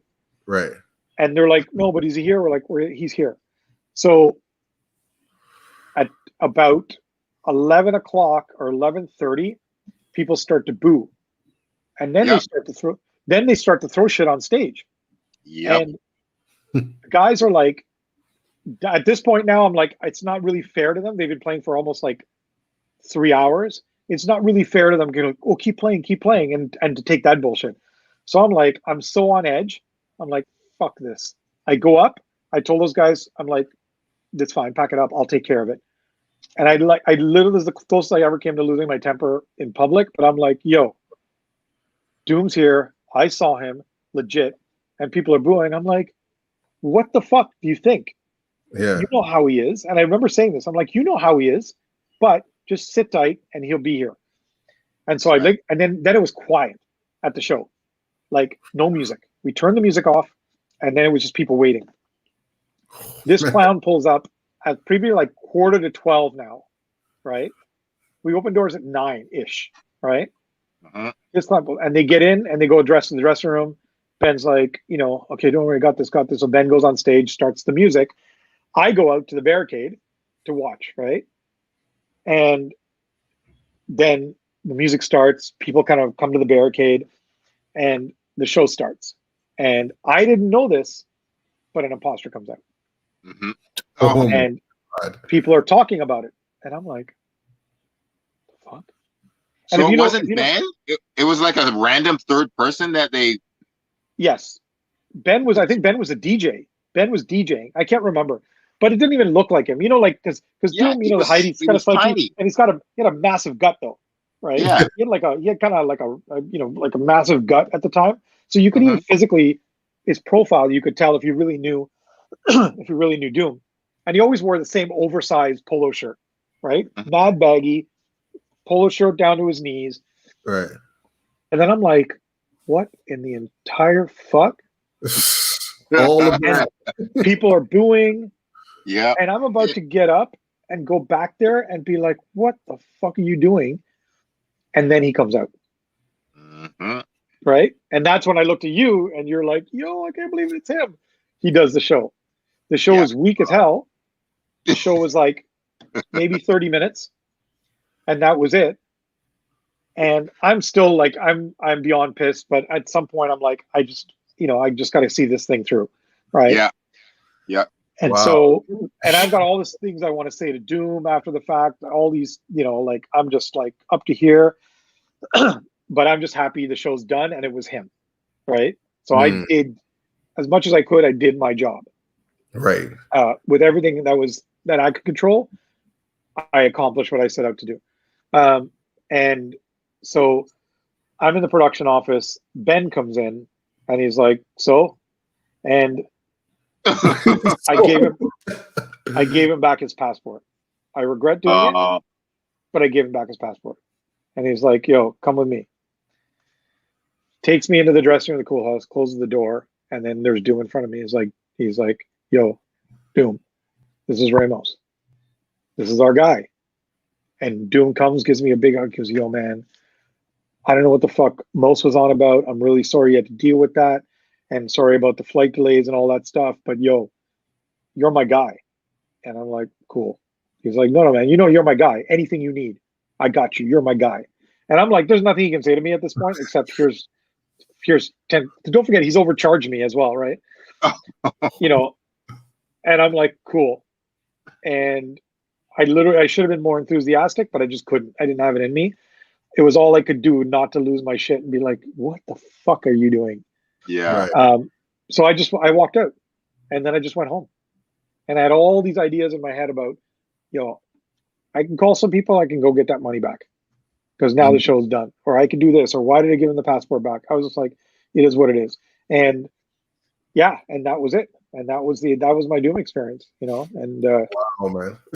and then the sort of, what are we looking at? The final chapter of this is, I never ever got my money back from Mos Def. That Mos Def money for that show? The deposit that his brother said he would return to me? Yeah. Never got that back. So I call him on the day after, and he was like, so what happened? I'm like, yo, it was him. He was like, get the fuck out of here. I'm like, no, legit, it was him. He's like, that's fucked up. And I'm like, anyways, it is what it is. I'm done. Let me know about this deposit. He's like, bet. Okay, because I'm on the road with Mos right now. I'll be home on Tuesday. I'll wire it back to you. Cool. Tuesday, nothing. Wednesday, nothing. Thursday, nothing. Excuse me. I call him back, and I'm like, he was like, he picks up the phone. I'm like, bro, it's been like a week now since you said you were. He's like, my bad. I got my mom's sick or this, and that kind of stuff. And this went on for like a month. Like every 10 days I would call him. I'm like, what the hell? And after that, he just stopped answering the phone. What? That's crazy. And, yeah. And that was it. And then I sent him the scathing 3-paragraph email. Like, what the fuck? Like, this is not cool and da-da-da-da. And then he replies like, yo, bro, why? Like, watch how you, some shit like that. And, da-da-da. And I'm like, get the fuck out of here. I don't care. So we sued him. Right? I remember it was on TMZ. Toronto promoter sues Mos Def. We couldn't actually go through with it because we had to serve him. And we had a guy in New York, a sheriff who serves notices. We just couldn't find him. Went to his house, talked to his mom. His mom was like, he doesn't live here. I don't know where he is. And at that point, it's like, I could just keep spending money trying to find this guy or just walk away. And I just walked away. Oh, yeah. fuck. So that was that. Yeah. Honestly, like that was the, it's, yeah. And when people talk about, oh, you did a Doom show. I'm like, yeah, not my my proudest moment, but I did it, and like we went, and I remember who I can't remember who the Mixtape Master guys was like, yo, do you want to come on the show on Saturday and talk about it? I'm like, yeah. Because a lot of people, the knee-jerk reaction is to blame the promoter. Of course. Right? Yeah. And sometimes that's, especially back in the day, that was sometimes that was legit. Yeah. But for me, and literally I think it was like that whole part of that show was like an hour where I kind of explained. I didn't go into that detail that I just told you guys about, but I just said like, you know, like it was honestly, it was him. And I didn't go into, you know, Mos Def owes me money, and I didn't, that, you know, that Doom jacked me at the last minute for extra dough. I just told them about like the, you know, the sort of experience. So people. Oh, you went mute. Your voice. Muted. You're got muted. There we go. Yeah, thanks. My earpods just died. But yeah, I didn't go into the detail, like the detail I just went into with you guys, but it literally, all I want to do was salvage my name, right? It was like, this is what we did, and I went above and beyond, and I know most promoters wouldn't do this much, but to me, it was to cover my ass, to do what I set out to do, but also so I didn't lose even more money, right? So yeah, we lost a lot of money on that show. Oh, man. Wow. So, yeah. So my Doom thing is, you know, it's a love-hate, because Doom the artist, you know, inarguable, talented, you know, like Doom the person, businessman. To this day, I don't understand what his reasoning is beyond. Everybody's got theories, right? That this is a, you know, this is the art in its art form. This is, you know, people can explain it away, but at the end of the day, it's like, you know, if it is art, then tell me, because I'm helping pay for your art. Right. So, but yeah, that's my kind of Doom thing, where, you know, yes, super talented, and they always say don't meet your heroes. Well, if anybody says that to me, I'm like, yeah, legit. I'll tell you why. So, but I mean, one show out of, you know, hundreds. So. Yo. I mean, are most of the artists good to work with when you meet them in person? Yeah. Yeah, I mean, you learn very quickly. Like, I don't actually meet a lot of artists now. Like, if I want to, I'll make a point to do it, right? Go to the dressing room or ask the tour manager. But the line of communication usually goes at a show usually goes from me to my production manager to the tour manager to the artist. I don't. Okay. You'll break the chain of communication if you go directly to the artist. I rarely do it unless there's a reason to. But for the most part, I learned a long time ago that artists are just people, right? So I've had bad experiences with artists where I'm like, yo, that guy's a dick. And I'm like, you know, I just paid him money and done it. Like, why is he being a dick? Yeah. And then you kind of realize that, you know, you don't know what's going on with him, right? This is a guy who's been away from home, maybe for 2 months, maybe more, in a bus, which is, people glamorize tour buses, but they're awful places, right? They're tiny, they're cramped. You know, you go to bed late, you get up early, you can't sleep properly because it's not your bed. You know, they're like, when you get a lot of people on a bus, it starts to smell real quick. You know, you're eating garbage because that's just, you know, you can't get your routine. So some days you just have bad days, right? And if I catch an artist on a bad day, I don't be like, yo, my name's Jonathan Promoter. And I never had an artist like, yo, fuck you. Right. I just sometimes get the, you know, or I get that and move on. Right. And then, so that's kind of how I explain it away. Right. That's kind of how I rationalize it, which is legitimate. Like, you might catch me walking down the street on a bad day if you don't know me. And I don't know, maybe I just had some bad news, maybe whatever. My wife and I just got in an argument. And maybe I'm not that guy that'd be like, oh, if somebody comes like, yo, you're Ramos, you know, and I'm like, most of the time I love when people say that to me because it's affirming. But maybe there's a day where I'm like, oh, okay, cool. And I keep it moving, which is not cool, but maybe I'm just in my head, right? We all have those days. So, but I will say 9 times out of 10, they're good people to work with. And people are good people to work with. You know, yes, they're late sometimes. Yes, you know, sometimes we don't see eye to eye, but yeah, and for the most part, it's, you know, it's like a pleasure working with a lot of them. And there's a bunch of them that I have worked with repeatedly. That, you know, it's nice. The Roots, yeah, the Roots. I think Nas as well is another artist who's come here a couple times. Yeah, and that kind of goes in. I know we're going to wrap up soon, but that kind of goes into like, I guess, like, what do you think makes like Toronto such a great place to throw concerts? Because as you said, like, you know, certain artists have come back here. You know, it kind of feels like Toronto's like this like testing ground or something like that. It's like, well, what is your thoughts on that? I mean, it's what I think beyond shows and what's make Toronto. Like, we are super diverse. You know, we're like, it's you know, and you don't, and we're in a, and it's not true for every part of the city, or it's not true for. Let me give you an example. But the second show I ever did was with Lords of the Underground. Right? Okay, that's what's up. So I did it at the Spectrum. This was like late '93. Anyways, these guys were all like university grads, right? They'd been around. They weren't just like, you know, hood guys who had never left the hood, now are like blowing up. So I'm driving them. And back then, when you got an artist in a town, you would take them around, so people could see they're actually here. Right. But in some cases, like I would bring artists to 2 black guys, right? And Adrian would lace them, or I'd bring them to 100 miles, and Gary would like lace them with gear. And it was free shit for them, but it was also good for the brands because they would wear it on stage, maybe in a video, maybe in a shoot, you know, that kind of stuff.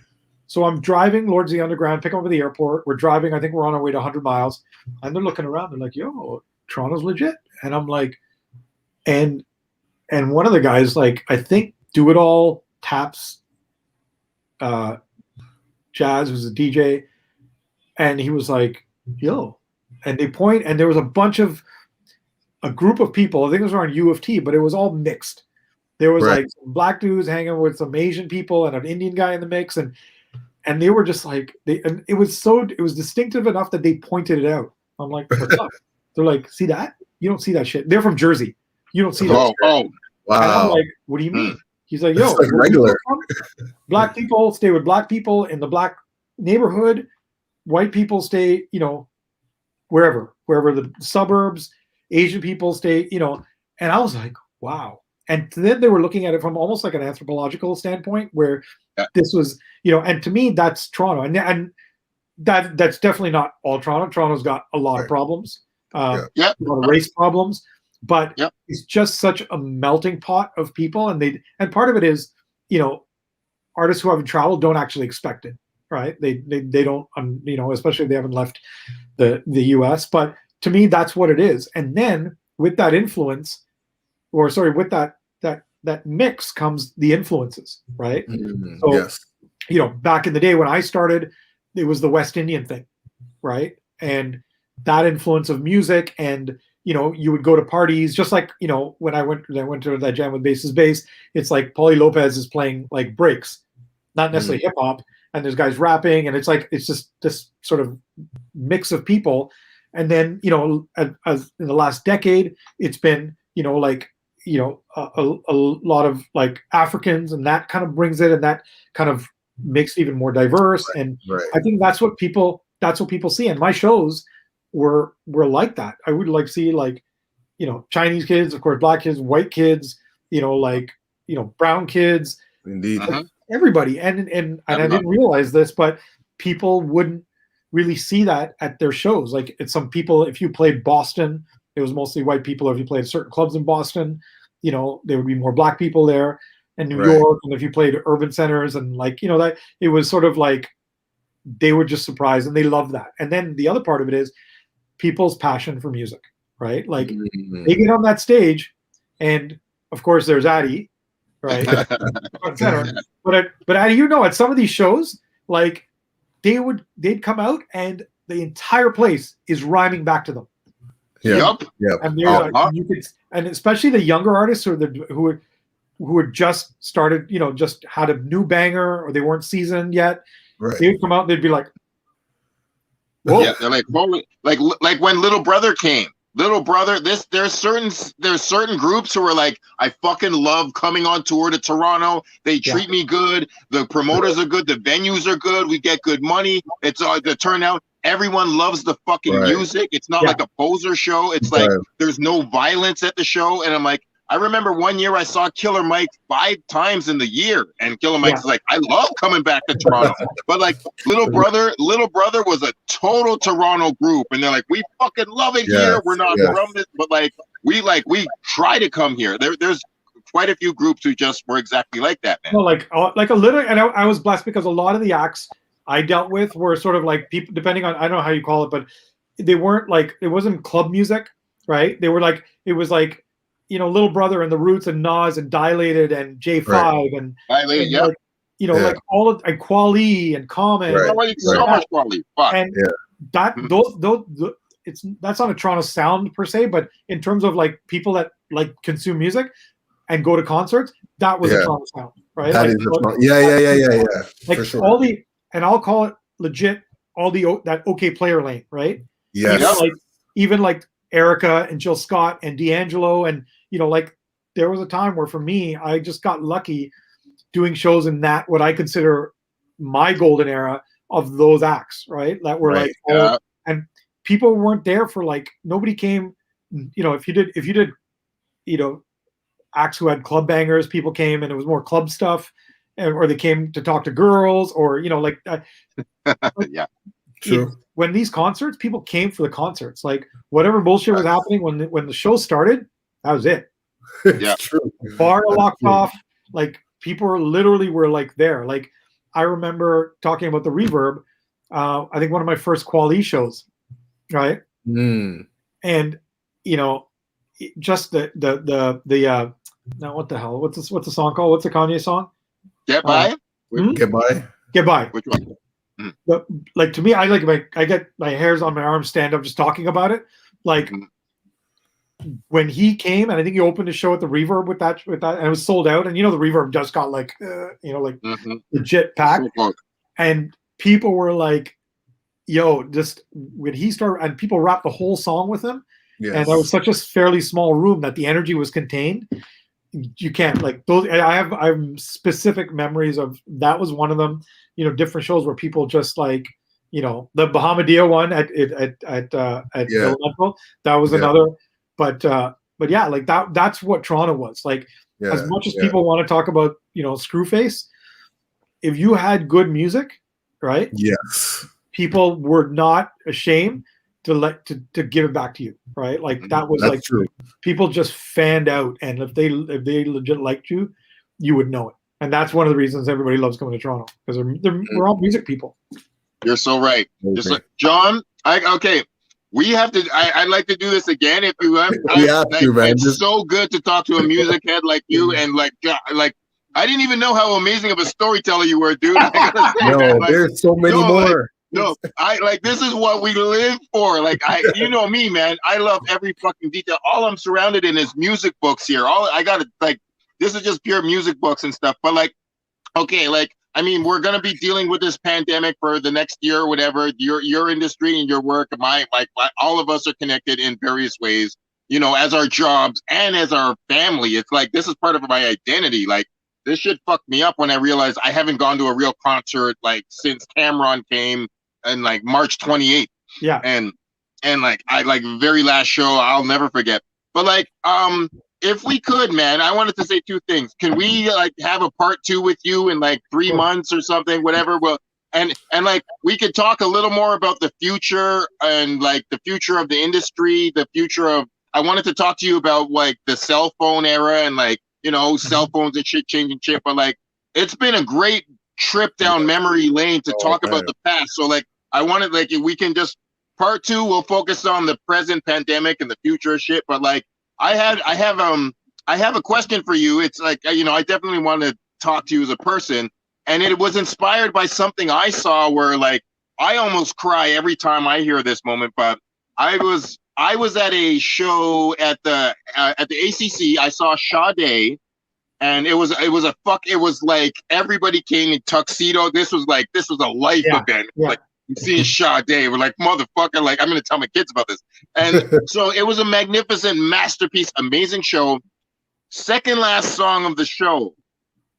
Sade is doing By Your Side, the Neptunes remix. Super beautiful song. It's like, oh my God, she's doing this Neptunes remix. Sade, like, this is amazing. I'm at the back of the ACC. We hear this big scream. We're like, someone screamed. So we're like, what the fuck? I was like, no, don't tell me there was a shooting at a Sade show. I was like, no, why did somebody scream? So we turned around and we see this guy on one knee, bended down, proposing to Sade at the show. And I like all of us around were like, yo, bro, like you brought your date and you're proposing at a Sade show? Like, you're proper. Yeah. I was like, I will never. I'm like, I'm a porn dude, man. I'm like, hey, that's cool. I may not get married, but I'm like, I even love that, man. Like, I respect that. That is magnificent. That's like one of the most romantic, beautiful things I ever seen at a concert. I was like, yes. So I just kind of wanted to ask you, like, what's one of like the happiest moment or most romantic moment or most like the most tear-inducing moment that you've had at a show? If you wouldn't mind sharing. I know there have been a couple of there's been 2 proposals at shows I've done that, and both times they were friends of mine. Yeah. One was, you remember Dwayne Watson? Yeah, man. Okay. Dwayne proposed to his girl at a, oh God, what show was that? I think it was at Robin Thicke at the Mod Club. Oh, word? Okay. That's what's up. And hopefully I don't get this wrong. And Dwayne, if you ever see this and I got it wrong, I apologize. But it was Dwayne. And then the second one was that was ages ago. That was when Robin Thicke pre-blurred lines. Yeah. Yeah. And then the second one is a friend of mine, Adrian Fenty. And Adrian's like, he's involved in the basketball world. But he proposed to his girl at a division show I did at the Mod Club. Oh wow! One of the first division shows I did at the Mod Club. He proposed.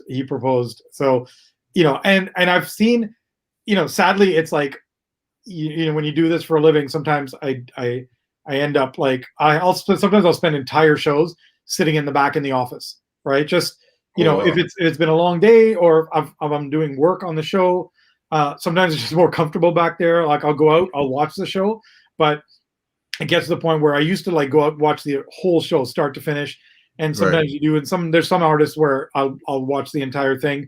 But I've had people come back and be like, yo, like some guy just proposed to his girl out there, right? And then the first question always is, what did she say?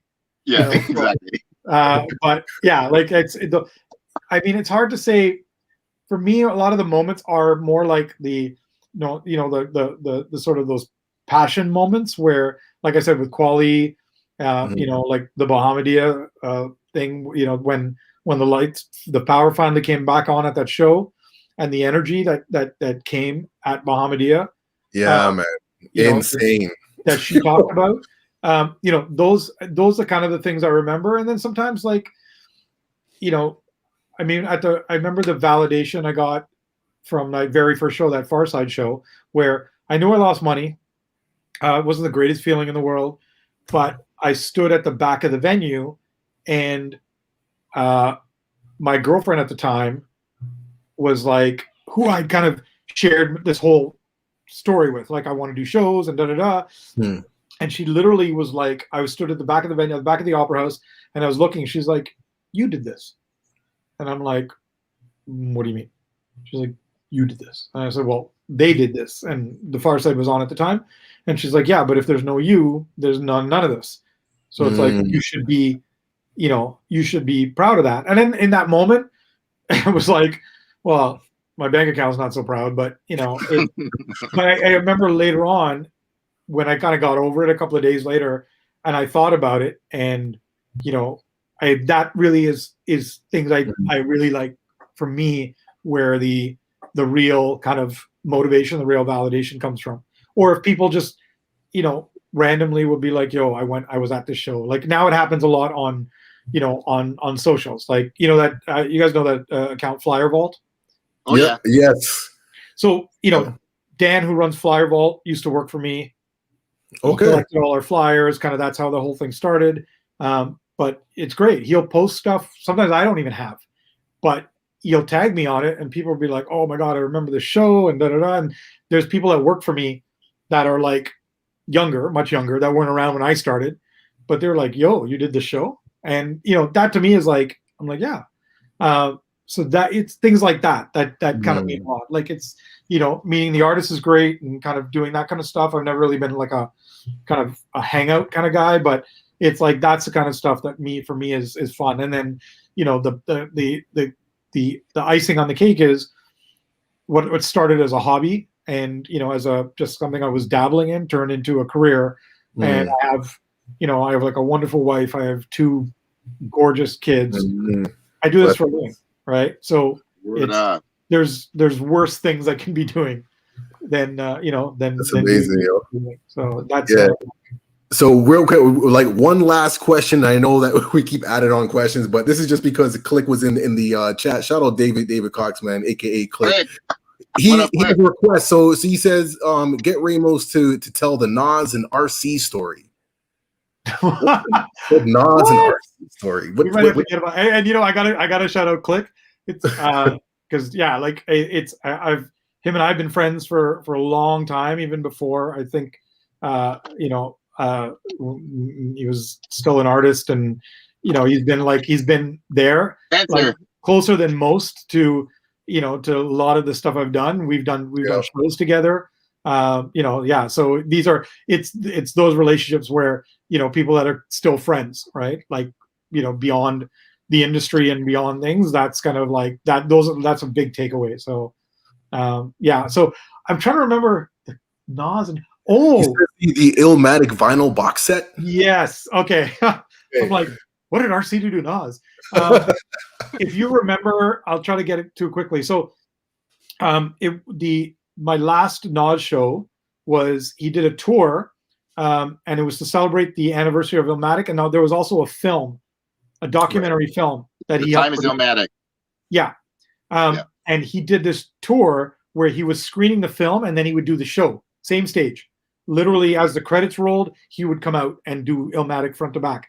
And it was at the Queen Elizabeth Theatre. We did 2 nights. This was going back, I think, 6 years. Yeah, maybe. Yeah. About 5, 6 an amazing years. Show. Like to me, that was like the shows are magical. Anyways, RC and Sirius, and there was somebody else, were doing these custom vinyl box sets.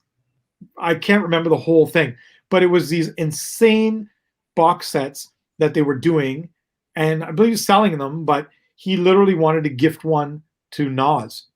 And I'm like, yeah, whatever, come to the show. Let's do. So I go and Nas's longtime road manager, I said, listen, these guys are friends of mine. They did this, and I went and found RC. I'm like, give this to me. I'll be right back. I showed him this, and the tour manager was like, what the fuck? He was like, what is this? And I'm like, these guys did it. They're friends of mine. And I'm like, they want to present it to him, but I'd like them to present it to him. He's like, yeah, 100%. He's like, go get them. So I went and got them. We all went down, and I came in and I was like, yo, what's up? Blah, blah, blah. And like, these are friends of mine. They have something I want to give to you. And they give him this box set. And we're talking about, this is Nas, right? Seen it all, Nas, been there, done that, Nas, like probably bored of people being like, you're the greatest, or people telling them their Illmatic stories. And Illmatic's the best. Yeah, I know. Exactly. Yeah, it's sort of like, and he handles it well, but genuinely, this guy was like, what the, and like, yeah, like, and Click probably remembers it better than I do, but he genuinely had an moment of awe where he looked at this thing and he was like, yo, this is crazy. And then the tour manager turns to me, he goes like, where's mine? And I'm like, come on, man. Yeah. And I'm like, yo, I didn't get one. If I didn't get one, you're not getting one. But they were really, really limited edition. I wish I could, I wish you could see it, but you look at it. What was it? I don't know why I can't see the chat. I don't see the chat on my thing, but yeah, I mean, maybe. Oh, there's the chat. Look at that. It's been there the whole time. Oh, there it is. Click just told me the box set. It wasn't the albums. Oh, had every break that was sampled. Every vinyl version of every break that was sampled on Illmatic. Oh, yes, it's all coming back to me now. Okay. Oh my Lord, that's sick. That in and of itself is, just if somebody said, "Hey, here's the vinyl of every." Beyond that, they went and did this crazy box, and like it was actually a moment where, because you don't want to be that guy and then introduce him, and I was like, yeah, whatever, cool, thanks, peace. Yeah, right. But it was so amazing that that, you know, like he was like, yo, yeah, and coveted it because, you know, 8 times out of 10 when people give artists stuff and they leave the venue and you go to clean out the dressing room, it's right there in the dressing room.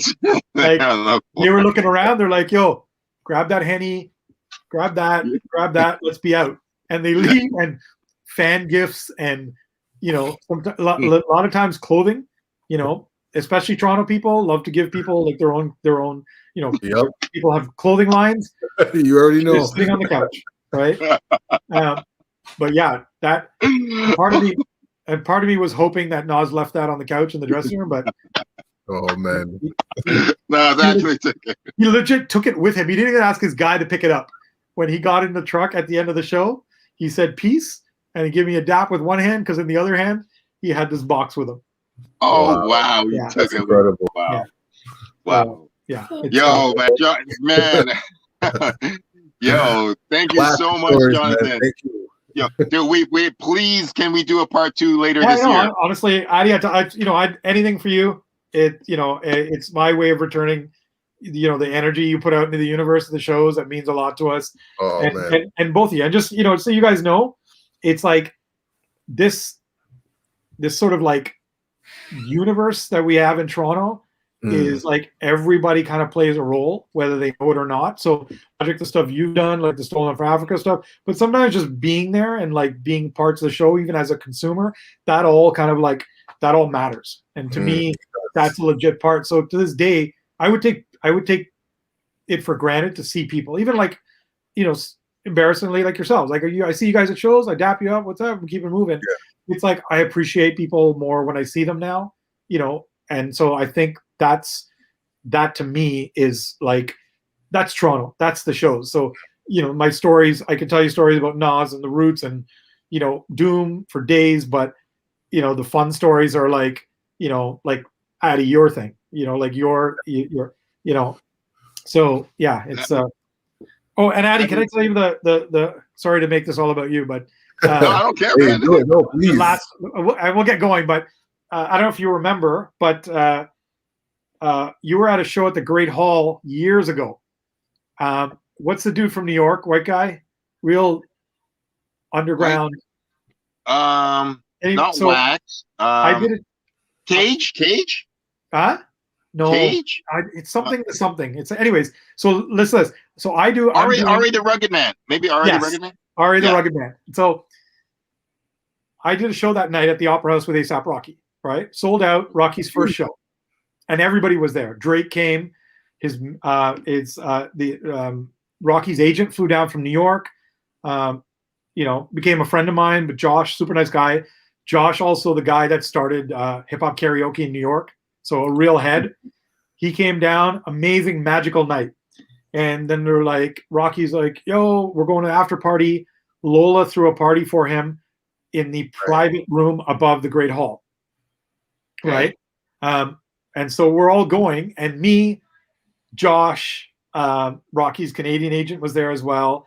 We go in the front, and those guys are all there. Like Drake's up there, Rocky's up there, like all of A$AP's up there, tons of OVO guys, and this is like a little private thing, right? So it's gonna be fun. We're walking up the stairs from the street, and to get up to that floor, you have to pass the entrance to the main room of the Great Hall, right? And we're walking, and Josh puts his hand on my shoulder, and he was like, yo, do you hear that? I'm like, what? He's like, yo, I hear Ari the Rugged Man. And I'm like, how the fuck? Like, you're A$AP Rocky's agent. Like, I don't know. I didn't know that show was happening. And he's like, can we go in? And I'm like, but Drake's upstairs and Rocky's upstairs. And he's like, yo, just let's just go and see Ari for a minute. I love this dude. So we're watching the show. You come up to me and give me daps. Okay. And then you're like, and then you keep it moving. Josh is like, yo. And I'm like, this is Josh, big agent in New York. He now manages Flatbush Zombies. You know, like at a time he was the agent for like Mac Miller, A$AP Rocky, you know, Danny Brown, like all these guys. Anyways, he was like, yo. And I'm like, what's up? He's like, is that Mindbender? No, no, like, stop. What?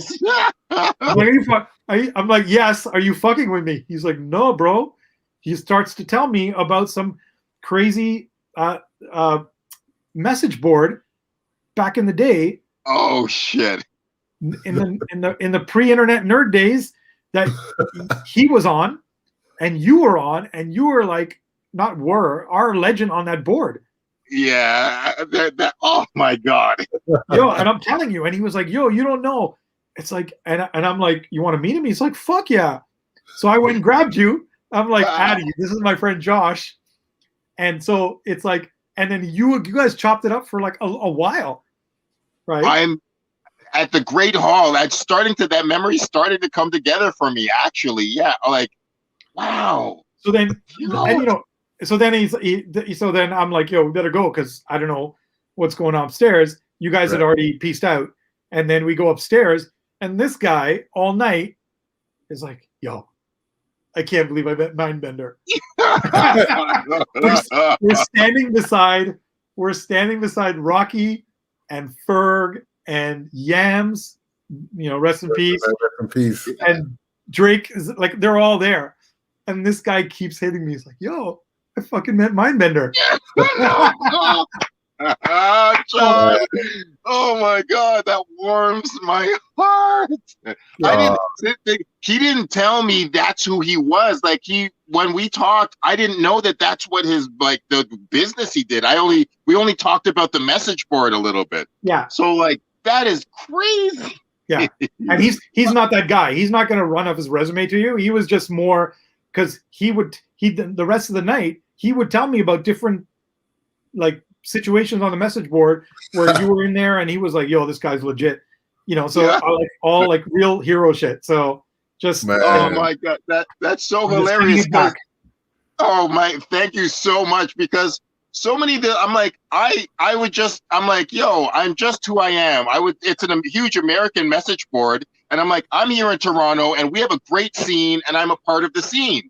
And a lot of these people, like, it was like 10, 15 years ago. So a lot of people are like, oh, what does Toronto have? What do what kind of hip hop do you guys have? Like, whatever. And it's like Chicago, Los Angeles, San Francisco, whatever. And we're like, yo, we got some good shit here. And we have a great concert scene where a lot of people come through. I've seen a lot of shows. And I was like, yo, man, like, we got something here. And they were like, oh, fuck you, Mindbender. And I would just hold it down and be like, no, man, like, Toronto is dope. I'm like, one day y'all will see. And it's like it was pre-Drake in a lot of the message board days. But I'm like, yo, y'all will see one day, like, Toronto is an ill hip hop city. And like, and I'm like, yo, I'm a dude. And I'm like, I'm not saying like I'm the king of Toronto, but I'm like, I am somebody here because I am part of the scene. And like, yo, like, I'm not some internet fake fraud. I'm just a dude, but I love hip hop. And I'm real, Toronto's real, and like, what the fuck? If y'all hate us, you're missing out.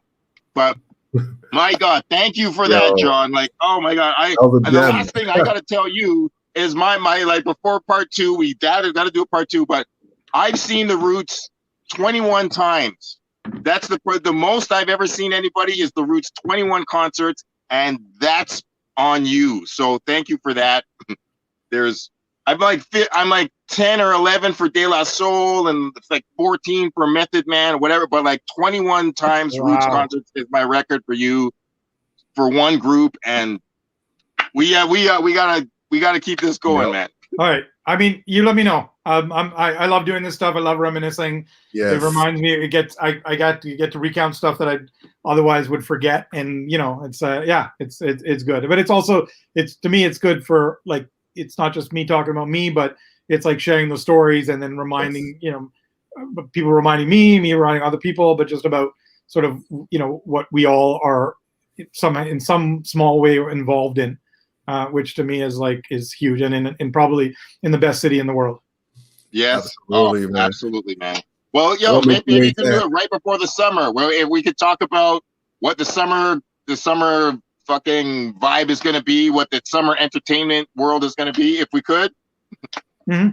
I like we're doing part two for sure, John. It's so great to have you, man. This is the best. Thank you for the stories, man. Legendary, man. Legendary. Thank you both. Thank you for having me. Appreciate that, man. You're coming back. We'll see you soon, man. Much love to your family and friends, man. Thank you. Absolutely. And we'll be back man. next week, man. So we're going to sign off, man, every Tuesday, man, 7 p.m. The Reminisce Show. Big up Ramos, man. Legend out here, man. OG, Big up man, Ramos, Canada's best promoter. Yes, sir. Thank you. All right, man. We out.